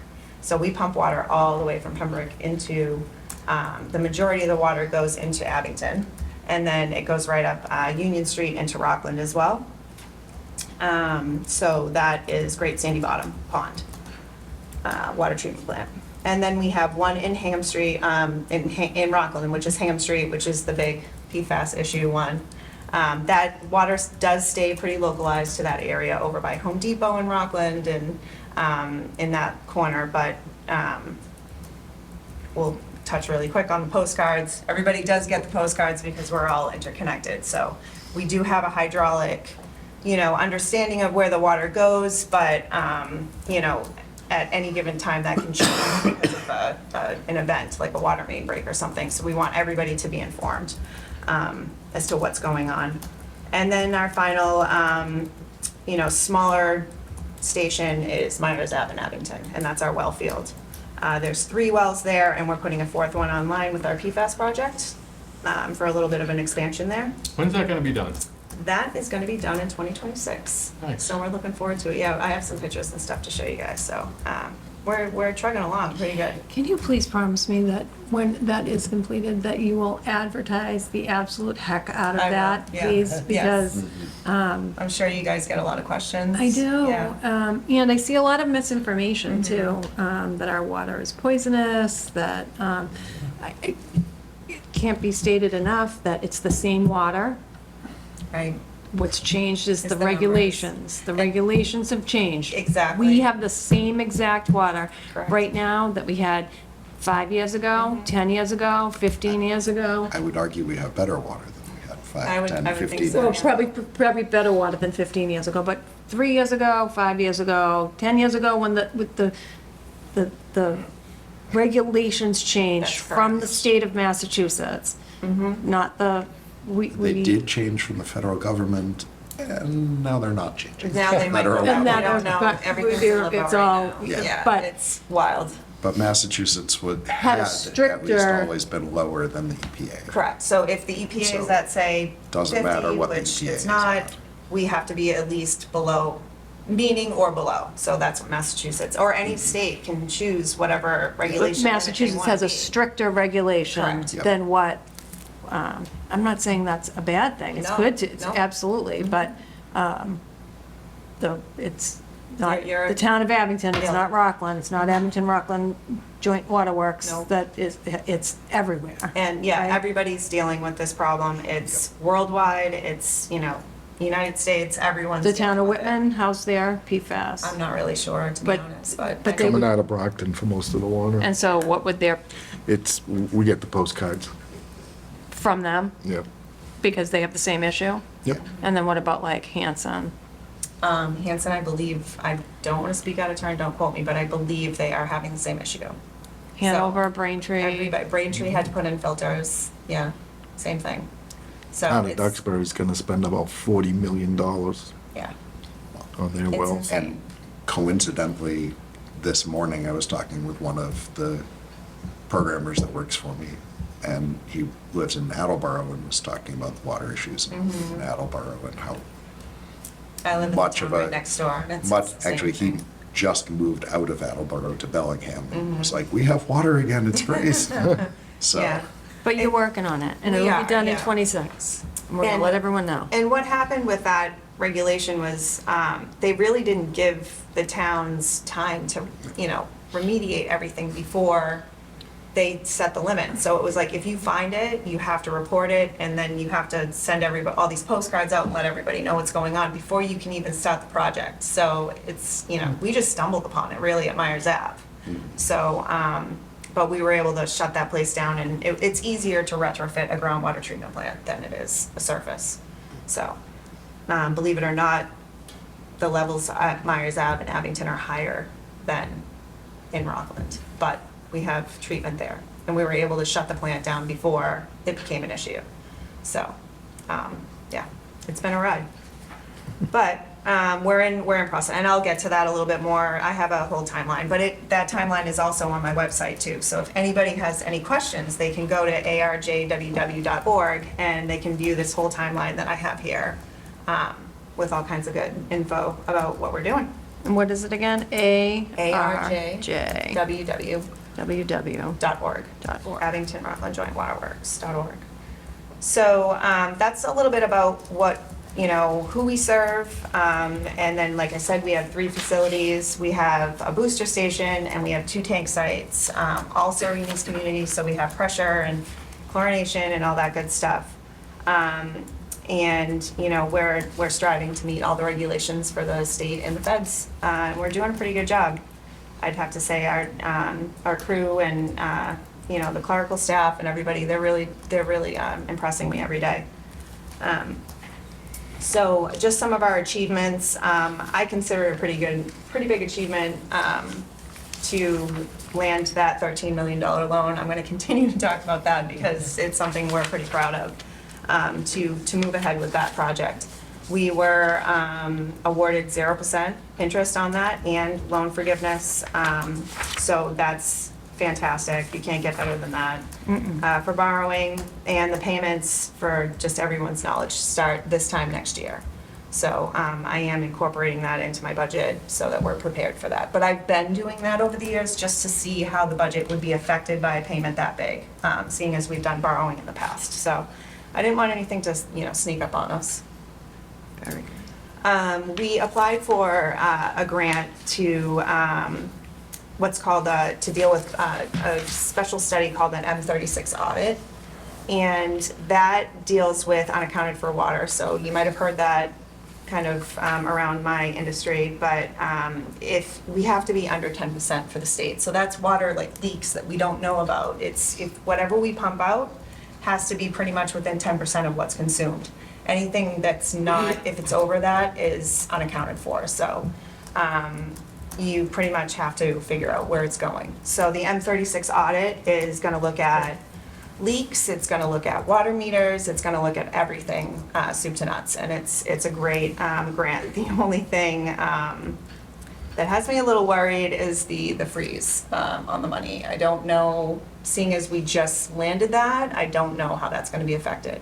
So we'll see. But I was really excited about it, and then that kind of was dropped, so I was like, all right, we'll see where that goes. We applied and secured a $50,000 asset management grant, which was extremely important for operations in especially the treatment plants, but also which we consider vertical assets, and then the street as well. So, you know, we have endless amounts of equipment. I mean, I invite any of you to come to a treatment plant, I'll give you a tour. We have everything from pumps to motors to, you know, the HVAC system to chemical feed pumps to water treatment plant pumps to, you know, filters, like bridge, it's crazy how much we have. This asset management grant will basically take one piece of equipment, break it down, and tell us all the parts that we need in a program and how to fix them, like what parts need, you know, are needed to fix a certain piece of equipment, how much it costs, where to get it, and it's all at your fingertips rather than having to scramble around in an emergency situation. I've been there before. You're ripping your hair out, you're freaking out. I don't want anybody to have to go through that. Also, even with, you know, helping with GIS in the street, water main breaks, that's gonna cut that down, the time, you know, the OT, the frustration, the guesswork. This grant's gonna do so much for us. I'm really, really, really excited about it. And so are the guys and the girls that we have in the crews. So that will be fantastic. We did submit our service line inventory to the Mass DEP for lead. So we had to report to the state and the feds every single service line and the material of that service line. And if it wasn't for the street crew and what we're using right now for that program that I was mentioning for the asset management grant, we're going to improve that. But when they say go to your house and they replace your water meter, they'll say, okay, Greg has, you know, this type of material for his meter, you know, copper, this, that, and the other thing, or you might have, you know, PVC, I don't know. They write that down and they categorize it in the system. So we were able to actually get all this data and give it to the state, and they were like, this is fantastic. They accepted it. Not all departments were as lucky as we are. So I commend the street crew and the previous people that were in charge that made it a point to record all this data for decades. It was fantastic. I mean, books upon books of data that the guys just were able to just scoop out and send it in. It was fantastic. So the state loved it, the feds loved it, and we were pretty excited about that. We're participating in the MWRA study that, you know, we got ARPA funds from the town of Abington, the town of Rockland to fund that. So we're still working on that. We're very excited about hearing. I believe I just got the report. It's kind of a draft, so I haven't had a chance. We've had some stuff going on. I haven't had a chance to really read it yet, but I'm looking forward to reading that and seeing and passing it along to Scott and seeing what we all think. But that's a big one. That would be like an alternate source of water in the future, or even emergency, or, you know, some sort of, you know, just supplement. And then we also, like I mentioned earlier, we launched a new website. I felt in the past that our website was lacking. First of all, we had one website in Rockland and one in Abington, and we'd have to try to make sure that all the information was updated on both. And it was just like, okay, well, this website has this information and it's this area, and it's just, you know, and then this one has this, and it's, you know, we just put it all on one. And so if you go to the town of Abington, it redirects you to the website. You go to the town of Rockland, it redirects you to the website. It's all in one place. And I think it's pretty good. And it's actually getting updated, I think within the next 6 months again. So it's gonna be great. And it's been very helpful, especially for the PFAS questions. We just direct them right to the PFAS page, go there, check it out, check out the timeline, check out the pictures, look at the progress. It's pretty fantastic. We've needed it for so long. It was one of my pet peeves as assistant superintendent. And then finally, just to give you an idea of what we've been up to as a street crew, you know, and the sampling and everything that we do, the men and women that work for our department are constantly busy, but I'd have to say that the crew that we have now, they're just hungry to do the work and hungry to learn and hungry to, you know, just improve the process that we have. So it's just been kind of a breath of fresh air, I must say. It's a younger crew, not that, you know, older guys and girls can't get the job done. But it's just this like, you know, let's get the new, you know, innovation in and let's check this out and let's, you know, it's just this great, you know, need to learn and to do the new stuff. So we've done, in 2024, we've done 18 water main breaks, repairs. And this is Rockland and Abington combined, but to be honest, we don't have two separate crews anymore. I combined them when I took over. I didn't think that it really made much sense to have four guys paying two pagers. It just didn't make any sense. Have one pager, or I'm dating myself. Let's stop. Two iPhones for two different on-call systems. Just let's combine them and get a crew where, you know, we don't need every single person out at the same time. We can kind of cut it in half and do whatever to get the repair done. And it's been working out pretty well. They manage themselves pretty well. Brian Bezansen's the street supervisor. He has blown me away with what he can do as far as, you know, managing the crew and encouraging them, especially the data grab and all that for the lead service line inventory. It's been fantastic. So, like I was saying, they did 18 main repairs. Doesn't seem like a lot, but in the course of a year, but it has, coupled with 33 service line repairs. So pretty much almost the same thing, except you're just not fixing a water main, you're fixing someone's private service that's connected to the main. Now, we're responsible for only a certain portion of that, and of course, 33 of them were our responsibility, so that just, you know, of course, that's our luck. We only did 9 hydrant repairs, and the only reason why those are so low is because I invested in a new company when I took over that basically goes after, like, if someone smokes a hydrant because they're drunk, there's a police report, there's, you know, an insurance company that follows through, you know, all of that. Why weren't we getting the money from the insurance company from the person that hit the hydrant? It didn't make any sense to me. So there's actually a company that does it for free. They go after, they, you know, talk to the insurance company, they get all the money and they pay us. Or they actually, sometimes they'll do the repair and then we don't have to do anything. Or sometimes our guys will do the repair and then we submit for a payment, and it's fantastic. We've saved so much money when it comes to that. It just made so much sense to do that. And I know, you know, the Rockland Highway Department uses them as well, and they're fantastic. Scarlett. How do they make money?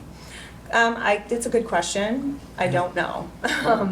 You know, I don't know how they do it, but all I know is that it doesn't cost us a dime, so. From the insurance company. Yeah, they probably jack up the price of the insurance, what they're charging, and, yeah. And I just, yeah, you know, As long as it's not as long as costing it's not us. costing the town any money, it's fine by me. Complaining. Definitely was a question in my mind, and some of the checks accidentally got sent to the water department. I'm like, this is how you make your money. And I sent it back. Like, I don't care as long as it doesn't cost us any money. So that was only 9 hydrant repairs, but it's because we wanted to do them, and you know, it's good for the guys that are, especially newer ones, that, you know, keep that engine oil there, and, you know, their brain working on that. But we also replaced 12 hydrants, so we did that. And then meter replacements, we did 745 meter replacements, and I will kind of get to that at some point, but that is just going to be more accuracy for, you know, revenue coming in accurately, and, you know, just making sure that we're reporting to the state the right amount of, like I said, that 10%. If those meters aren't working, that 10% could be thrown off by that right there, so. Other appointments and inspections and service calls, we did 1,273 of those in 2024. Anytime, you know, the gas company or electric company needs to dig or anything like that, someone puts in a fence or you got to call DigSafe, we have to go out and respond to that. We did 1,458 dig safe markouts. We did 69 emergency callouts, and then we flushed 3,254 hydrants last year. So they've been busy. Yeah. And that's just distribution alone. I actually don't have the sampling information with me, but that'll be in the town report. We've done thousands of samples, and it's just insane the amount of work that treatment does as well.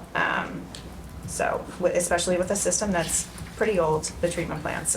You know, Myers Abbott was built in 1974. Hingham Street was built in 1974, and Great Sandy Bottom was built in '89. So, I mean, we're dealing with an old infrastructure that we're just kind of, you know, fixing as we go. Which is why some of the issues with the coloring, right? I'd say that's probably more the pipes, yeah. And so, you know, as the budget progresses with me and as I get more, you know, used to the way the numbers are working and, you know, we kind of knock off some of this debt, I think we'll start addressing water main replacements. But we are going to do some small ones out of the budget. I set aside some ARC money last year that I'm going to do a small replacement this year coming up in the spring. Because when people complain about like the color or the smell, it's due to the fact that it's Usually. an old Usually the infrastructure. So it's like the dirty glass syndrome is the way that I look at it, is you've got this clean water, it's in a dirty glass, and it's just like, just gotta wash the glass. And usually, it's right around flushing time, fall and spring. So we get out there, we flush the pipes, and then it kind of just goes away. But then it starts coming back. Have you ever seen the product that, I guess, do you know what I'm gonna say? Maybe. They like pump it in and it takes the shape of the pipe? Are you talking about pigging, ice pigging, or? I'll send it to you. Okay. It's actually pretty amazing. Or a lining of the Yeah, veins, it's or- a lining, and it's unbelievable. Super expensive, yeah. But you don't have to supposedly ever do it again. Yeah, true. Yeah, So it's- it's definitely something to look into. Well, Supposedly. And then, yeah, I just, yeah, And what's it made of? thank you. it's probably PFAS. Everything is PFAS. Yeah, it's probably all PFAS. I mean, honestly, it's literally in everything we use every day. It's insane. There's more of it in the stuff that we use that's not water.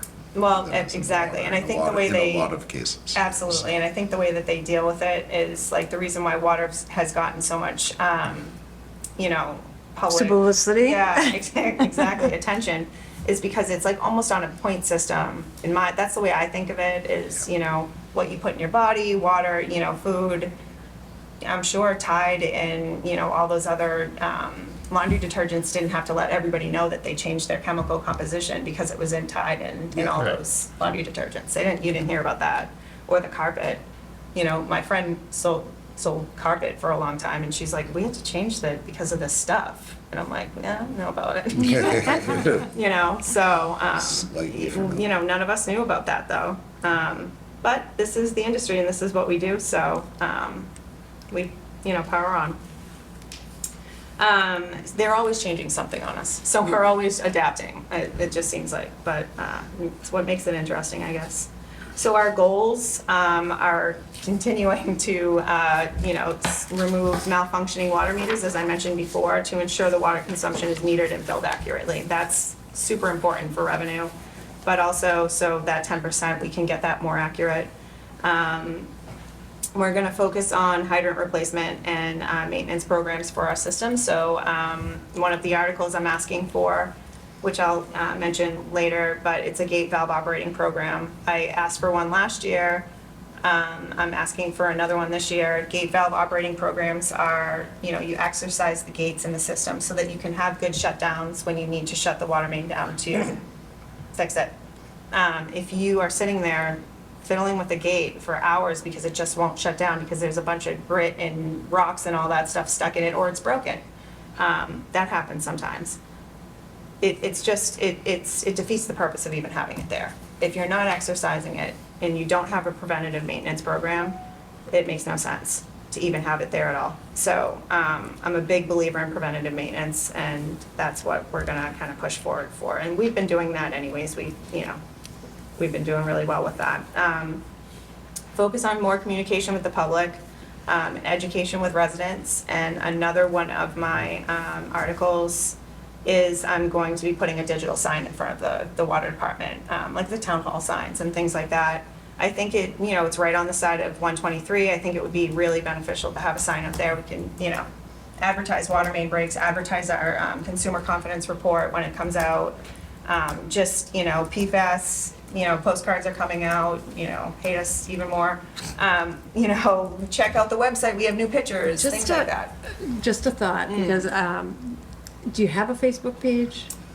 No, and it was because it was actually not something that was supported a long time ago by our water board, and it was. Just having had the police department in here, they've become a lot more active on posting on Facebook and engaging more with the community, and just information, the flow of information, the stuff that they're putting out. I saw that actually myself too. Yeah, That was like, pretty, yeah. it's And, pretty and, because engaging and I think some of it, good. It would be beneficial, yeah. education-wise and correcting misinformation, I think, too, in such a public forum, where maybe not everyone's commenting, but a lot of people, like, I'm not commenting, but I'm reading, right? So I mean, you're even if it getting was the just information. Information going out Yeah. and no comments out there would be fine. We have Correct a different- information. Yeah, we have a different board now, so, it might be something that they'd be more apt to entertain. Isn't there just like an Abington Facebook page, like a town one? You Mm-hmm. Yeah. put it there, right? Yeah, and You wouldn't have they to have your usually own- Well, that's what share happens, is they information there. share, like, the We do. different groups. I just mean whatever. Share it on there, or, Yeah. just to have your own and be able to get accurate information and, Yeah. I think the first step in the right direction was the new website. So, yeah, I right, will. that you could share that website, so then people would know Absolutely. exactly how to get to the website. They could just click on a link on your Facebook page and, Yeah, for sure. I don't think it's a bad idea at all. Absolutely. So with that being said, specifically with, the efforts of the employees, the Joint Waterworks, I think our job, people don't really understand what we do. It's a thankless job, which is perfectly fine. It's what the industry is, but sometimes bringing it to light a little bit, bringing people in, it might help everybody understand what we really do. And it's quite interesting, and it actually, I would love to bring some, people to the industry to actually work, because it's dwindling. It's really hard to find hires, which you'll see. Could you talk to the South Shore Boat? That would be, yes, that would be one of the things that, it's actually been talked about, to go there and talk to them. Because a lot of our employees have come from there, even a past superintendent, I believe, went there. A lot of our guys that work in the street went there. Even one that works in the treatment plant, I believe, went there. So, I mean, it's definitely something that, Yeah. should be talked about there. Like if they had like a open house. job yeah, fair. job fair, Job yeah, fair, that would, absolutely. Maybe just talk to the superintendent about having like a day in the spring each year where you go over there. Yeah, Matt usually brings cookies.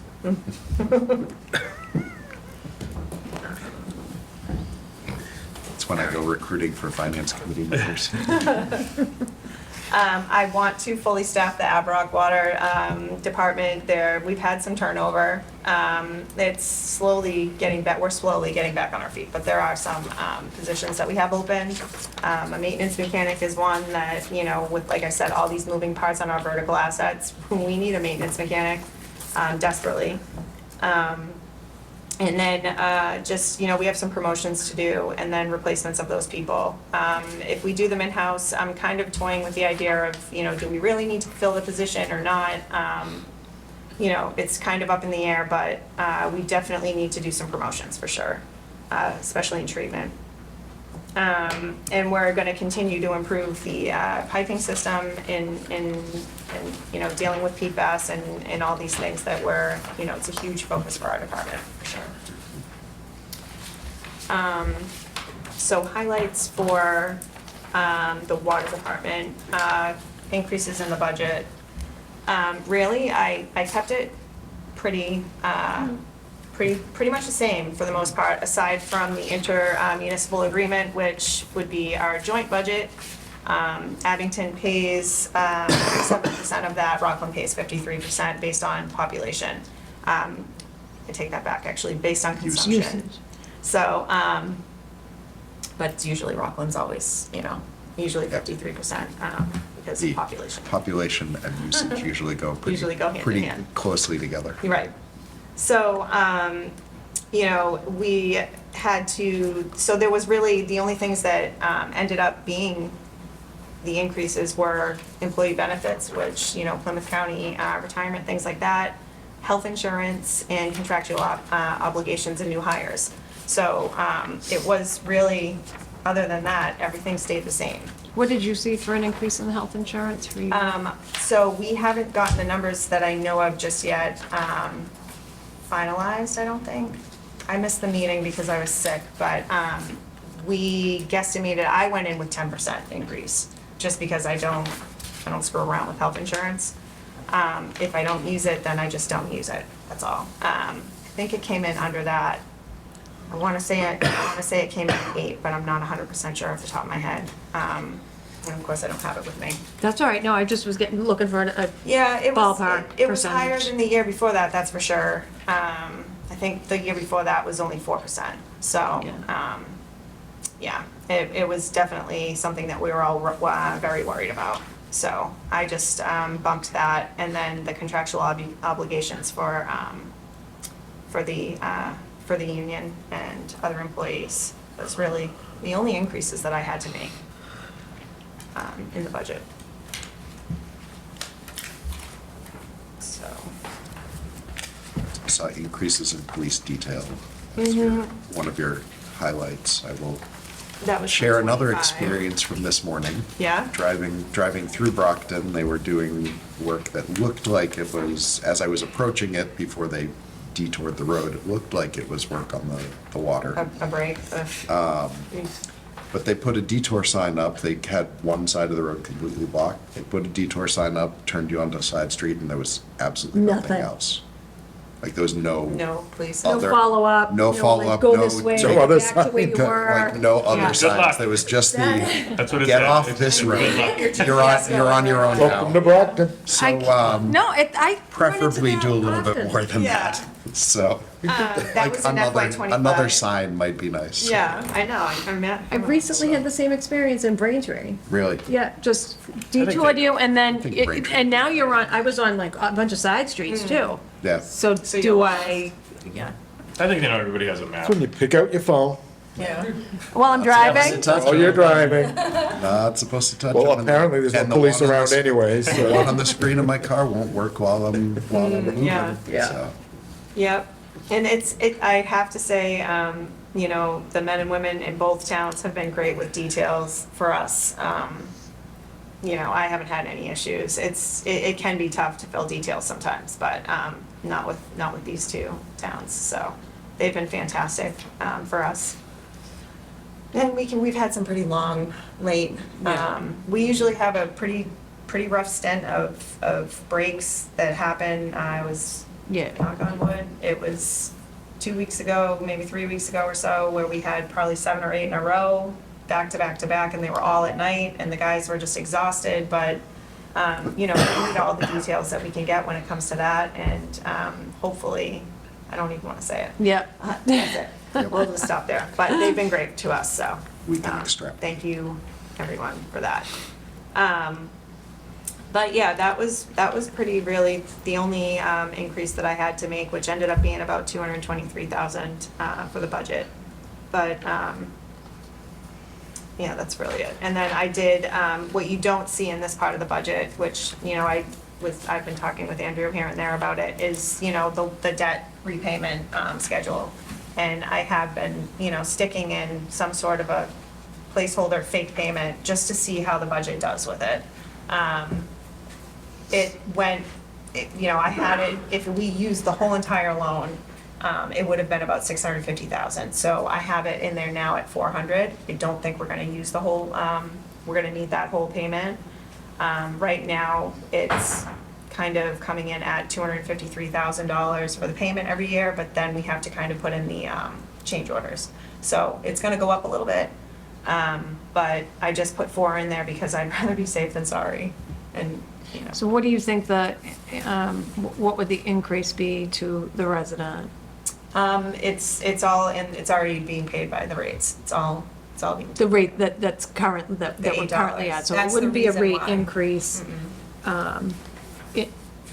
from where we're at cover right that. now. No, not to say that eventually someday we wouldn't have to go up a smidge here and there, like, instead of Yes. doing one huge increase like we had to do. Right. I'd rather go up like 10 cents or 50 cents rather than go from $5.50 to $8 in the Right. course of like a year and a half, 2 years. It's too much. But the fact of the matter was, if we didn't do that, we wouldn't have the money to pay the loan. So we really got, Got ahead of things. yeah, we did, and we got smoked by the loan, to be honest, but, you know, and all our projects did. Everything took a step to the side when PFAS came in. I mean, we're supposed to be doing the tanks in Rockland over. We just actually sprung a leak, maybe about 6 months ago, that we had to patch the tanks, and those were getting ready. We had a whole study done on it and everything to replace them, and it's just, Waiting. we have to do it now. On the Now sideline. we have to just try to maintain them until we can get some of this other debt to fall off, because they don't usually do grants for tanks. Right. So, that's fantastic. But at that time, when we had the study done, if my memory serves me, it was anywhere between 3 and 4 million. That was a while ago. So if you can take into account the price of steel and all the increases that we've had. Right. Yeah, it's Prior definitely, to COVID, I think. Yeah. Yeah. So, I can't even imagine what it would be now. So that, we did get some loan forgiveness too as well for that loan, which is fantastic. I don't have the numbers, with me exactly, but we were thrilled. So, 0% loan forgiveness, awesome, everything's great. Let's see.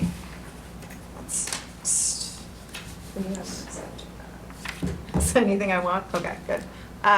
We can go over the fee schedule. I think I went over this last year, but we can move on to that.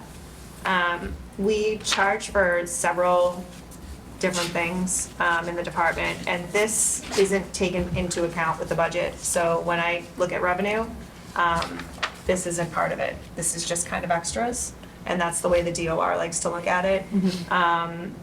We look at just water rates.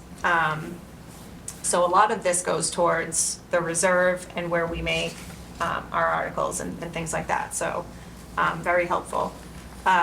Tapping fees, if you say need to, you build a house and you need to tap the main with a new service line, the 1-inch service line is $3,500. But when you're talking about development, you have an 8-inch main, you're talking $80,000 to tap the main, and so forth down the list of those. We do have a mitigation fee, so if you put a bedroom in your house, there's a fee for that of $1,100 per bedroom. That went up. It used to be $605, but now that water is pretty much almost gone, we went up on that because it's a resource that we almost don't have anything left of. The meter charges are $500 when you need a meter. We can test a meter if someone suspects that, hey, something's wrong with my meter, and we have no problem testing it. However, if it's found to be working, there is a $50 charge for that. Usually with good advice and good, we can tell if the meter's misbehaving or not. We advise against something and, the resident pushes past and says, no, I want it tested. Sometimes there's that $50 charge. Same thing with damaged meters. A lot of times that'll come into effect with like trailers that don't heat tape their meters, or a resident that doesn't have, failed to heat their home the right way and it blows up because it freezes. There is a fee for that, for a damaged meter, and then tampering as well. There's a $500 charge for that. Sprinkler charges, it's $1 per square foot. So if you are doing 1,900 square feet of a sprinkler charge, a sprinkler service in your building, it's $1,900. And so forth. Inspections, we don't charge for inspections, the first one, but if there's other additional ones, they're $50 after that. Water main activations, it comes at, quite a cost to us for our employees. We have to sit there for 2 hours, and make sure that the main holds that pressure of 150 to 200 PSI and doesn't drop. So we have to be there because it's our job to make sure that it does that, that it stays at that PSI. We can't take someone's word for it. So we have to witness the chlorination is done right. We have to flush. We are the ones touching the hydrants. We don't allow other people to use our hydrants. So, we have to witness the dechlorination and then observe the bacteria sample, and that's a $500 charge. And anything after that is another $100 an hour.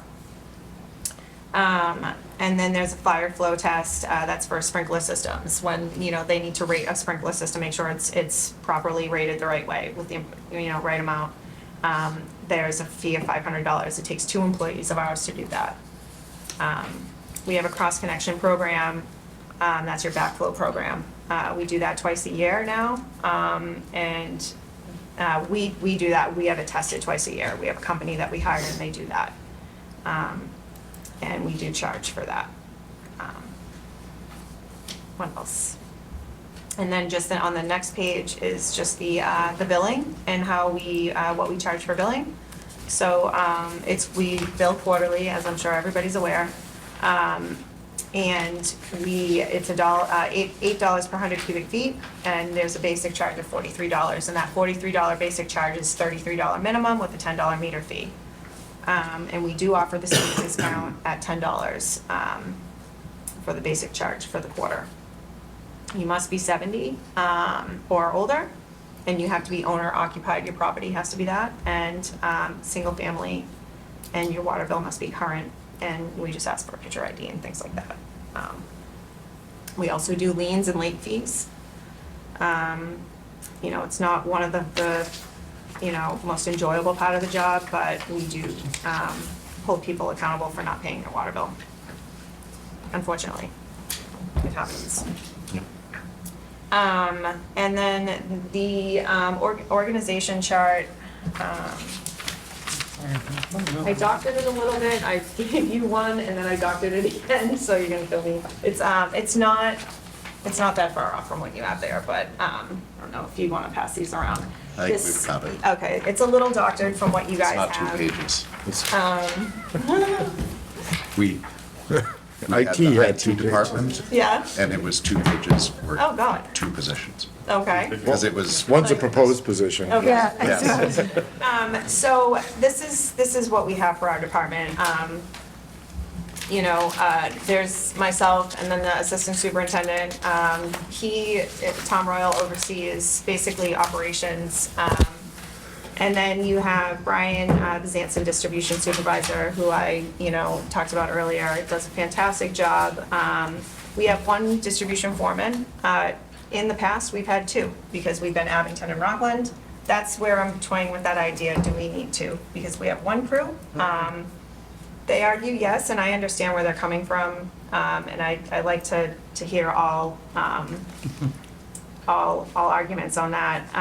If you have a busy water main break season, you're gonna wanna give that distribution supervisor some sort of a break, and he can't, if you have to have a supervisor on every break. So if you only have 1, that doesn't really make sense. So I think it would be smart to have another one, and I would like to do that in-house. So, these guys work really hard, and they should be rewarded for in promotional ways.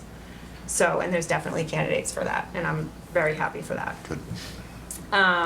And with that being said, do we need at the bottom, the 6th water tech? That might be a different one on your page, but I'm toying with that idea and whether or not the budget can support that. If I don't feel like it can support that, then I will not hire that tech. But, and personally, I think right now we can get away without doing it. So, but we'll see how that goes.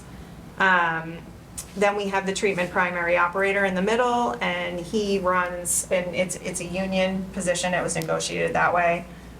He oversees all of the treatment plants and everything that goes on in treatment, along with the assistant superintendent. And you have a maintenance specialist that we need right now, a treatment chief operator, which we still need to hire or promote, I should say. Usually, I used to be one way back in the day, and there used to be 2 of us. There's 3 treatment plants. We have no chief operators right now. So, you know, Joe Luciano is our primary right now. He is, you know, kind of running around like a chicken with his head cut off, trying to maintain all these booster stations, the treatment plants and all that good stuff. So, he's doing a great job.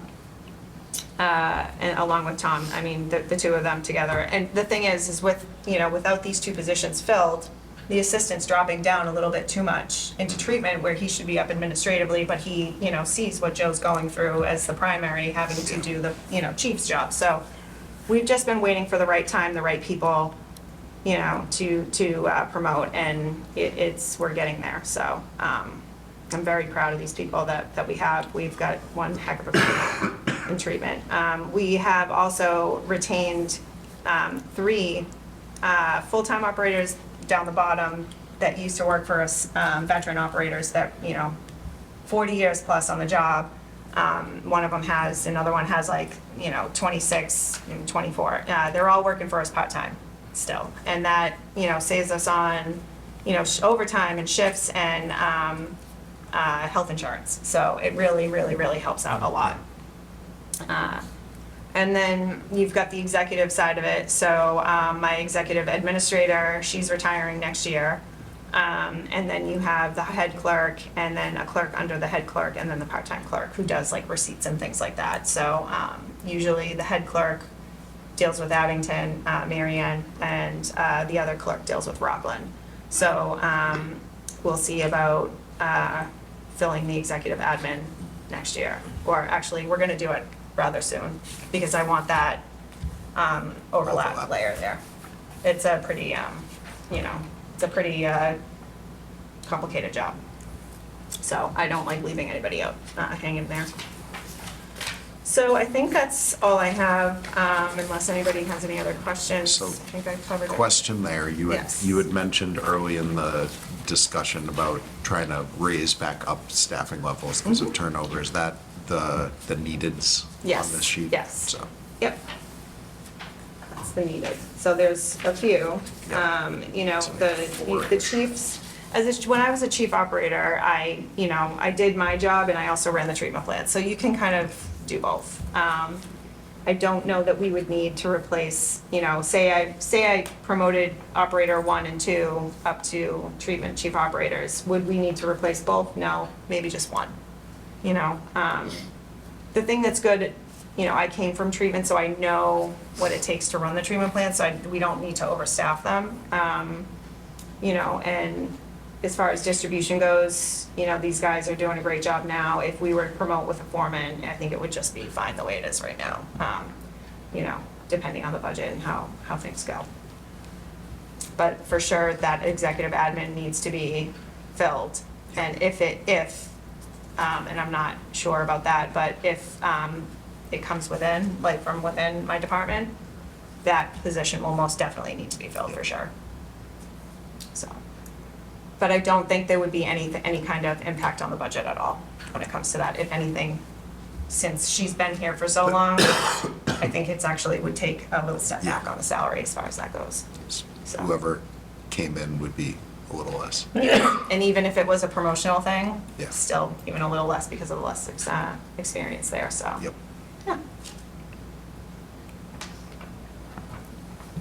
I have questions for Crystal. Questions? Just comment, you're super knowledgeable and Thank really, you. really Yeah. explain everything in a very concise. Appreciate that. I like it. It's definitely been a different role for me, as I'm sure you. Well, you're doing a great know. job. You're You're doing I'm a used to really being good in the job. chemistry and all that Yeah. end of it, and this is definitely a different role for me, but I, yeah, it's working out so far. You've so done a good. great job. Thank you. Here's some pictures of, really quick, this is what Myers Aven's gonna look like when we have everything together. So this is the actual building right now, and we're doing, that's the whole PFAS building on the side. So, you've got, this is Hannigan over in Rockland, so you've got the GAC filters on the side, and then this is gonna be resin filters on the back. So that'll be like the polisher on the end, just in case, they did drop the level to 4, like I know they were talking about, those resin filters would take care of it. So we were ready for that one. We kind of had some buzzing around that could possibly happen. This was the beginning of the construction. This is all on the website that I mentioned, but this was the beginning of the construction at the treatment plant when they were putting in these filters. That was the filter building. So it's across the, and here it is, across the way from the treatment plant. It's pretty neat. It's actually like working there for so long and then driving down the driveway, it's like, whoa. Like you miss a week or two going down there, and it's, these are the filters. I mean, they're huge. These are the size of Myers Ave filters, except they're almost like, another half of a filter bigger. They're huge. And those are the PFAS filters? These are the PFAS filters. So they're going in. Right now, what we were able to do at Myers I Ave think that was, picture with the person in it, you Yeah. can really get a good It's- perspective. yeah, it's crazy. Yeah. So, Should put a nice trifold together for town meetings. Yeah. So people Just can yeah. see it when they come in. yeah, that's a good idea. Stick it on a Maybe table. better quality, I just was printing these away. So not only was this a PFAS project, but we also needed some upgrades because, like I said, 1974 treatment plant. We have one filter at Hannigan in Rockland. If that filter goes down, the whole treatment plant goes down. So you have no water coming out of there. So we were trying for years to get a new filter. So this is another new filter getting installed on the side. So that's pretty great. Gravity filter there. And then this is the building on its way up. It's almost kind of like a soccer dome kind of material, but it's a little bit, more heavy duty stuff in there. But it's gonna be all heated and all that stuff. And all the piping, and it's very, very similar to Myers Ave, very similar on the, already existing Myers Ave. This is Myers Ave. It was a little slower. We had a couple delays with some National Grid. I don't even know what I want to call it. Red tape. Yeah, red tape, that's nice. Some National Grid stuff that we had to deal with, but it's up and cranking now. So we have a big clear well, which right now, a lot of residents around Myers Ave would probably tell you that every once in a while, their water gets dirty. The way we backwash these big filter things, like filter vessels, is we pull the water back from the system, almost like a pool filter, and we backwash the media. This actually will stop that from happening. So it's almost like we're constantly flushing the water mains, because that's what, you do, is you reverse the flow and you break off the tuberculation inside the water main. We're gonna have a storage tank for that. So it'll slowly fill using the treatment plant, or there's an altitude valve that, could come from the system. It'll slowly fill that tank, and we'll use the tank water to backwash the filter. So no then more it won't dirty affect water. people's, No more dirty water. So that was one thing that we've been looking for years, and finally we got it. So we're pumped about that. And I mean, I just printed off exactly what's on the website. I can just send it around so you guys can see it. But the timeline is right there, black and white. It even tells you the funding that we have. We have a $2.24 million grant that's kind of involved in this. The $1 million in ARPA funding from Abington and Rockland, the $26 million loan. There's all kinds of information on the website. So if people go to arjww.org and go to the PFAS tab, all of this is here, along with all the pictures. When the engineers give them to me, I put them up. excellent. So if you guys can take a look at it. And that's it. It's the whole shebang. Question. Yes. I know at the very least, last summer and fall were very dry. Very dry. How are the water levels? We are low. I was just there today. We were cleaning out the basins, which is a very gross job. I've done it myself. It's nasty. Every once in a while, you have to, we take some gross stuff out of the water, and it all settles to the bottom, and we got to get in there and manually clean it out. Good. I was at the treatment plant today, and this is our recharge time. So the snow, the rain, this is what we count on, and we all know how much snow we have not gotten. We're in trouble.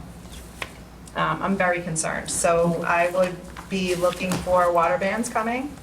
I know it's not everybody's favorite thing. We tried our best not to have that last year. I'm sure people realized or noticed that, but I don't see that being a thing this year at all. Because I know it was a little wetter last year, you know, but no, it's definitely not going to be a thing this year. Unless we get slammed over the next few months. Yeah. Which Isn't is my not favorite something thing that as the either. finance committee, we're looking to have. I'm not a fan either. I drive an hour to work every day. The weather gods, like, There are The the, last 2.5 winters are tempting the weather gods enough. I Yeah. don't think anything I say is gonna make a difference there. there are those that make their There living you off go. the snow, though. Yeah. And certainly we need it for the water. Yeah, we do. It's not my favorite thing, but it's definitely what we need, Not here. so. I don't know if you want me to go over articles that I plan on bringing up. I was gonna ask about I can- capital and articles. I can go over them quickly, if, you know, I don't want to hold you any longer than we already have, but I'll just go over it briefly. Gate valve operating program, I plan on doing another article for that. I brought my Rockland ones, it's the same thing, we just split them in half usually. $50,000 I plan on putting towards that, so it's gonna be a total of $100,000 because it's gonna be matched by Rockland's funding. We're gonna be having, we're buying a new vacuum trailer. I'd already asked for one before, but the quote came in way too high, so we couldn't fund it. So this is just gonna supplement the rest of that, so we can get a new vac trailer. The vac trailer is what vacs out the gates, so that we can actually work on the, you know, on everything that we need to work on. The one we have right now is on its last leg, and the one we had to match that, we were robbing parts off of it. So, I mean, we got our, you know, we got its worth, so. I definitely don't want to be caught with our pants down with no back trailer. That would be bad. We'd have to, you know, end up renting one or calling the company, and it would cost, you know, way more than it should. Water meters, as usual, we're going to continue to push forward to keep that going with a good program. We're going to do 90,000 for that. And this is all coming out of the reserve, free cash, and all of our, like my budget, just so that everybody at home knows, is funded by the water bills and not the taxes in the town. I know people sometimes get that mixed up, Yeah. but it's this, when you pay your water bill, you're funding our water department budget. And we thank you for that. Very much. The leak detection, so that's gonna help with the unaccounted for water, that we're responsible for making sure that we're under for 10%. Every department has leaks. You have to find them, you have to fix them. You have to do it within a certain amount of time too. $18,000 I'm putting towards that. We need to replace a chemical feed system over in Myers Ave. It has high iron and manganese content. You know, I'm sure you guys, you know, see Island Grove, people get kind of covered in stains over there. It's very iron and manganese, heavy water down here. You know, so we need this chemical feed system. It's a special system that deals with oxidizing that type of metal. $60,000 for that. Emergency road repair equipment. So there's just some equipment that we need to keep the guys safe. It's more of safety stuff, but there's some other little things that we need. $30,000 for that. Flushing equipment, that's just basically the diffusers that go on the back of the trucks so that they don't just open up a hydrant and hammer you as you drive by. They connect a hose to it, and it comes out of a box at the back of the truck. I'm gonna replace some of those because they're in, it's to the point where some of the guys are like rigging their own things up, and I'm like, no, this is ridiculous, we need some equipment. $4,500, it's not a lot. 9,000 total, taking Rockland's portion, and we can get it done. Great Sandy Bottom is our workhorse water treatment plant. We have 2 filters, so like Hannigan, we're putting in another filter. We have redundancy at Great Sandy Bottom. One of the filters is almost inoperable at this point because you have an under drain and you have media on top. The water goes through and into the under drain. If the under drain collapses, that media starts going through and bleeds, and it's not good. We're at that point and we need to remedy it. I had taken out an article last year for this, but it wasn't enough. It wasn't nearly enough. The quotes came in so high, my jaw hit the floor. $200,000 matched with Rockland. So it's gonna be a $400,000 article, coupled with what I took out last year as well. So it's no joke, to fix that. It's crazy. And we're saving the media too, so we're reusing the media. So it's that, they're backing it out, putting it in sacks, and then we're putting it back in. That's how much work it takes to fix this filter. It's kind of nuts, but super interesting, because I'm a nerd for this stuff, but, you know. Sick time buyback, we're nearing the end. I am the last employee in the department that gets sick time buyback. And we voted it out in the union years ago. So this is a $50,000 article. I have 2 employees that need sick time buyback for contracts. So that'll be $100,000 total matched with Rockland. Well, 50 matched with Rockland, 100 total. Main office digital sign, like I mentioned before, that's gonna be $25,000 from Abington, 25 from Rockland. Just the budget there for a free cash. I'm very much looking forward to that. Technology and IT upgrades, we're talking cybersecurity, we're talking, you know, whatever the heck they call it, Barracuda. It's like, you know, it goes through and filters out, you know, all the bad stuff that we don't want coming into our computer systems and stuff. We had an incident on Christmas that the FBI was involved in. I got a phone call as my daughter was opening presents. It was really crazy from the chief, actually, and you know, he got a call from, actually Scott notified me, we were all involved in it. So cybersecurity is huge. The new thing is to hack water treatment plants and to take over the computer systems and screw with them. Nice, it's new. Screw with the water treatment plants and hurt people. Yeah, so. Scary. I am super proud to say that the IT department that we have taking care of our department is phenomenal. And they have caught every single thing that has come through. We had an audit by the federal government and the state, and we did extremely well, to the point where they wanted me to go and present to other towns and tell them how to do their stuff. And I just said no. Because I don't want them to know like that we're good, so that they try to come after. I don't know. I got paranoid about Yeah, it. So, yeah. but I was thought you were very going to say you don't want flattered. other towns to be as good so that they'll be bigger targets. Yeah, exactly. But I mean, we did really well, so I was really excited about that. Very proud of that. But it's an ongoing battle that they're just going to try to find new ways to come after us. So we have to just keep up with that. Storage tank cleaning project, just like I said, we need to maintain these storage tanks. We're gonna go in and clean them for $30,000 each town. And then we're gonna just kind of keep going every year and do something new. So they're gonna do a metal thickness test to see if there's any places that need to be patched or anything like that. You know, these are, some of them are fairly new, Lincoln Street, Chestnut Street, but Rice Ave, man, are they old. And if you drove by them in Rockland, you could see them, and it's literally the color of the stable, one of the tanks. It's gross. So we're going to start with cleaning them, do the right thing, and then move forward. Chemical process conversion. So Great Sandy Bottom uses lime, like you lime a baseball field, to increase the pH and keep corrosion down in the pipes and things like that. It's also a coagulation enhancer, so you know, it helps the coagulant. It's an aid, so it'll, you know, it brings the pH up. Coagulant's a negative pH, so it grabs everything in the water and kind of helps it settle down. We want to change it to a different chemical, because the chemical we use is literally costing us so much money because it clogs pipes. It's constant headache. It might be cheap, but I personally don't think it's worth it. The amount of parts and pumps and things that we've had to replace because of it, it's insane. So I think Pay for it in other ways. Yep. And I think the employees would be much happier too. Treatment emergency repairs is exactly what it sounds like. We have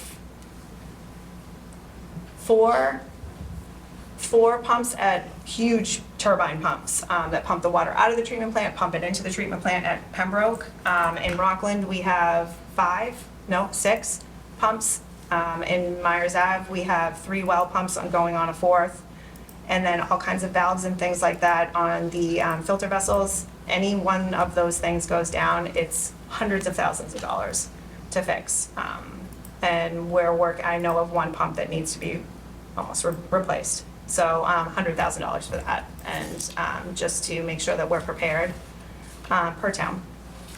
Residuals management is our sludge, so what we take out of the water, we need to dispose of, and it's just gonna get more expensive because guess what's in that? PFAS. And guess what they don't wanna put on, they used to use it for, fill in the farms and things Yeah. like that. No, Nobody they don't want wants that. it. So So no you- commodity for it anymore. You incinerate Kind of it like now. our recycling. So you incinerate it now. So that's even more. So we have to set aside money for that. That's a $400,000 article per town. So we have a program going with that. We went out to bid for that, so it's just kind of a continuation of that program. I'm gonna stay ahead of it, because if you don't, you're gonna have mountains of this stuff everywhere and no place to put it. And the last one is road repairs. That kind of speaks for itself. Everything is completely unpredictable in this industry. So you could have 17 million road breaks, you could have one. And you have no idea how much. And an article is the best way to deal with it to keep the budget down. So I think that that's the best way to do it. You're dealing with paving, you're dealing with flow fill, you're dealing with gravel and pipe repairs and valves and all kinds of stuff. It's tons of money.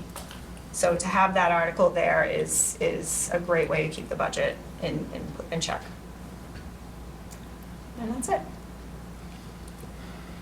Any questions? Questions? Anyone? Thank you. Awesome. Chris, thank you so much for Thank you your time. very much. Thank you. Thanks. Learn something. Yeah. Yeah. The fact that you No, know it this was- much about water is Scary. unbelievable. I've been doing it for 22, 21 years. Yeah. There's people there longer than me too, and it's pick their brain. So I like it. It's fun. So You were Well, super you're- informative. thank are. you. Thank you. All right. Any questions? You know how to get me. If you ever want a tour when things kind of settle down with construction, I would love to take you around. Maybe we could have a group Absolutely. outing. Yeah, we Thank should you. definitely. Thank you. Thank you. Maybe the Chiefs. Have a good night. Thanks, you too. Thanks. All right. Scott, how we doing? Where are we at? Well, the governor's numbers came out. I don't know if I told you guys that last week. Talked about it briefly last week. Yeah, so we did actually see the actual numbers. I think it was a net gain for a couple 100,000, 1.5% or so. It was about 260K in net state aid, which is 1.6% over last year. Which is terrible. Yeah. I mean, that's probably the least we've seen in a long time. So, you Still know, needs to go through the house, though. well, right? there's the House, the Senate bridge, and I don't think you'll see much of an increase beyond that.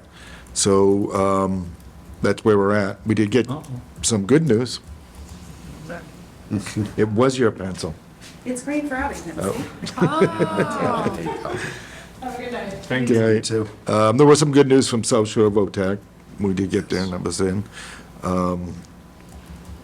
But beyond that, we're still wrestling with a bit of a gap of $1.3 million, $1.2 million, I guess we're probably down to. So we're still working that out, waiting for some final numbers. Our health insurance looks like it is 12, a little over 12, which, what I'm finding, I think, the numbers, because we are looking at other groups now. I think Mayflower is probably the only one that I'm aware of that's still coming in low.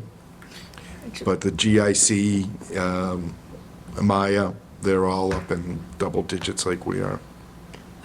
remind me, because we used to be in the consortium, In Mayflower, right now we're, before I was here. And then we were, Right.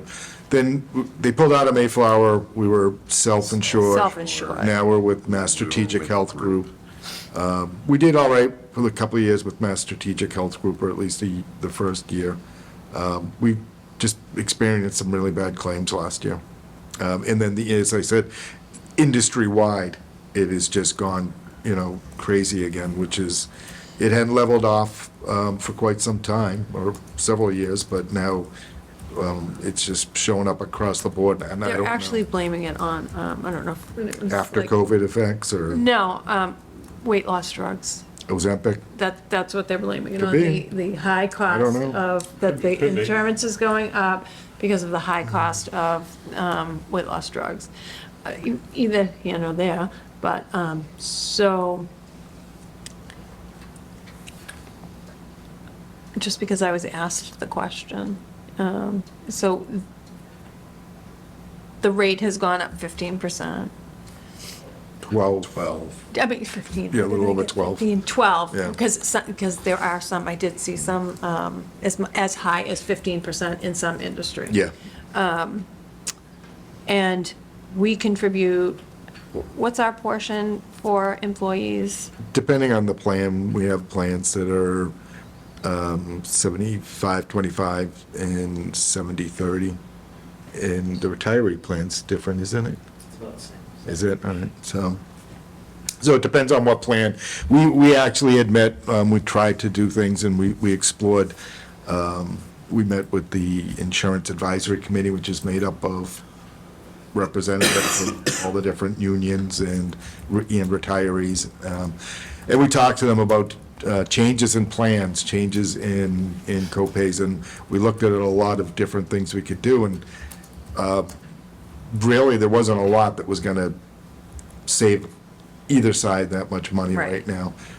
So again, we've been meeting with Mayflower, we'll be meeting with Maya. There are a couple other groups out there, we'll look into the GIC.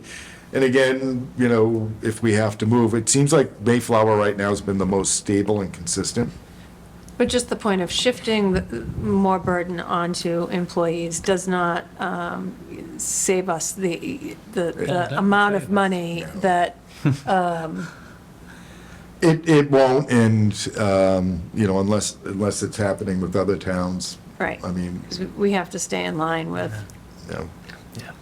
We also researched the possibility of doing a high deductible health plan. And because that would change the cost sharing between the town and the employee, it would actually wipe out any savings we'd see from doing that. So Right. it's actually not worth it.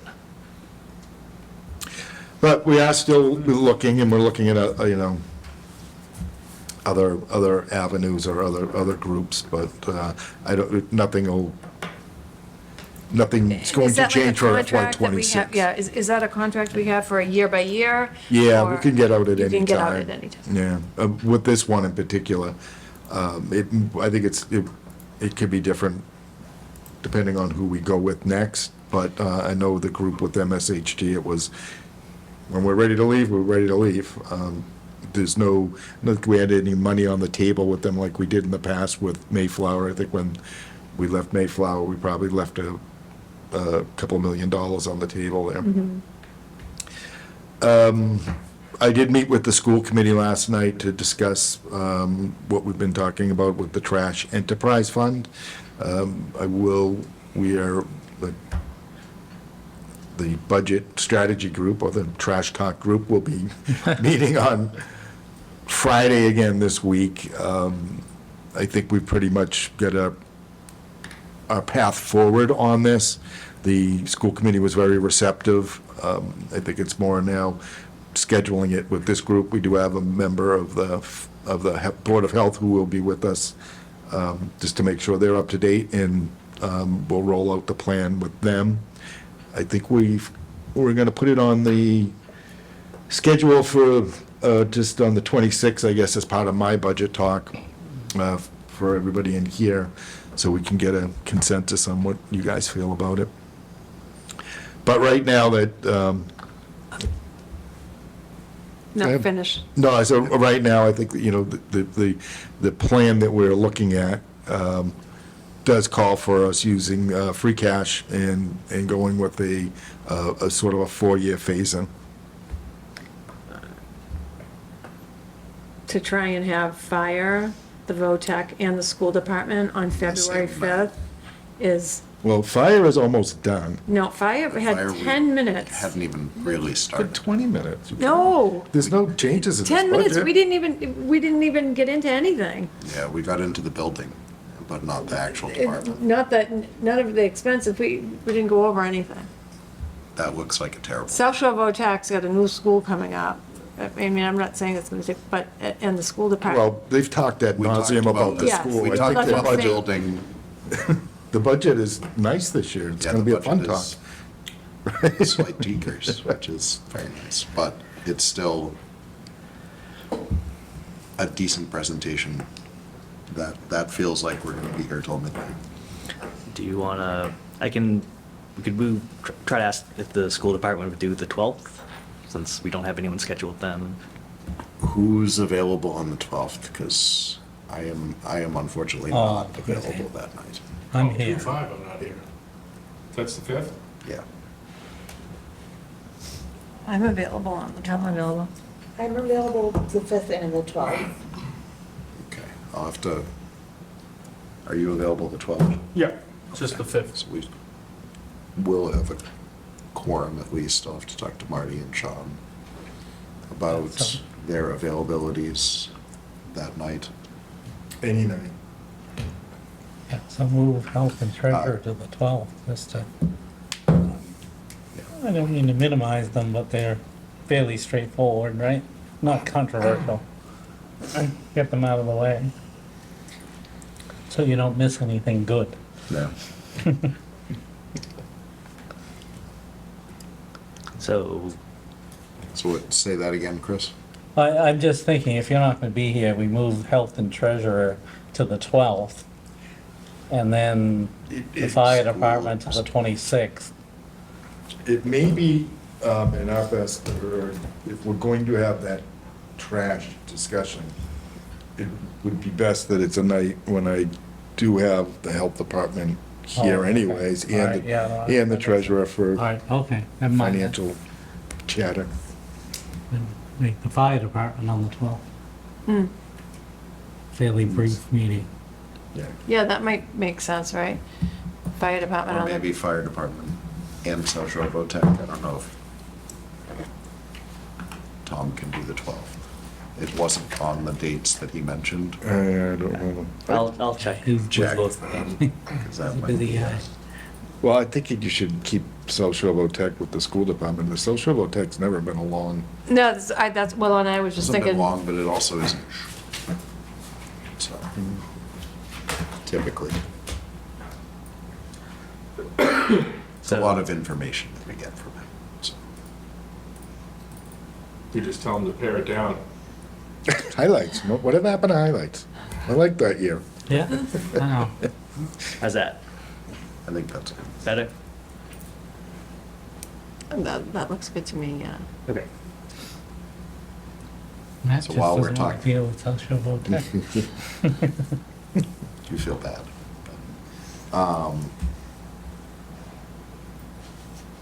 Anybody other than Greg not able to come next week, since we're talking about this right now? I'll be here. I'll be here. I'll be here.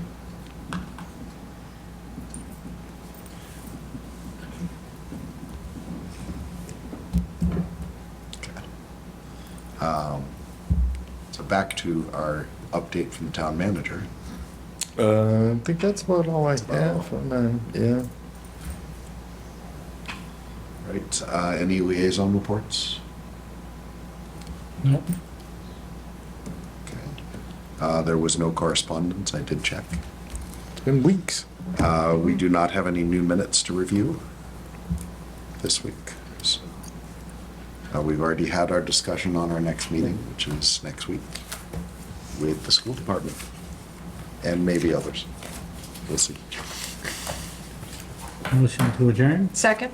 There's a motion to adjourn in a second. Any discussion? Without any, all those in favor?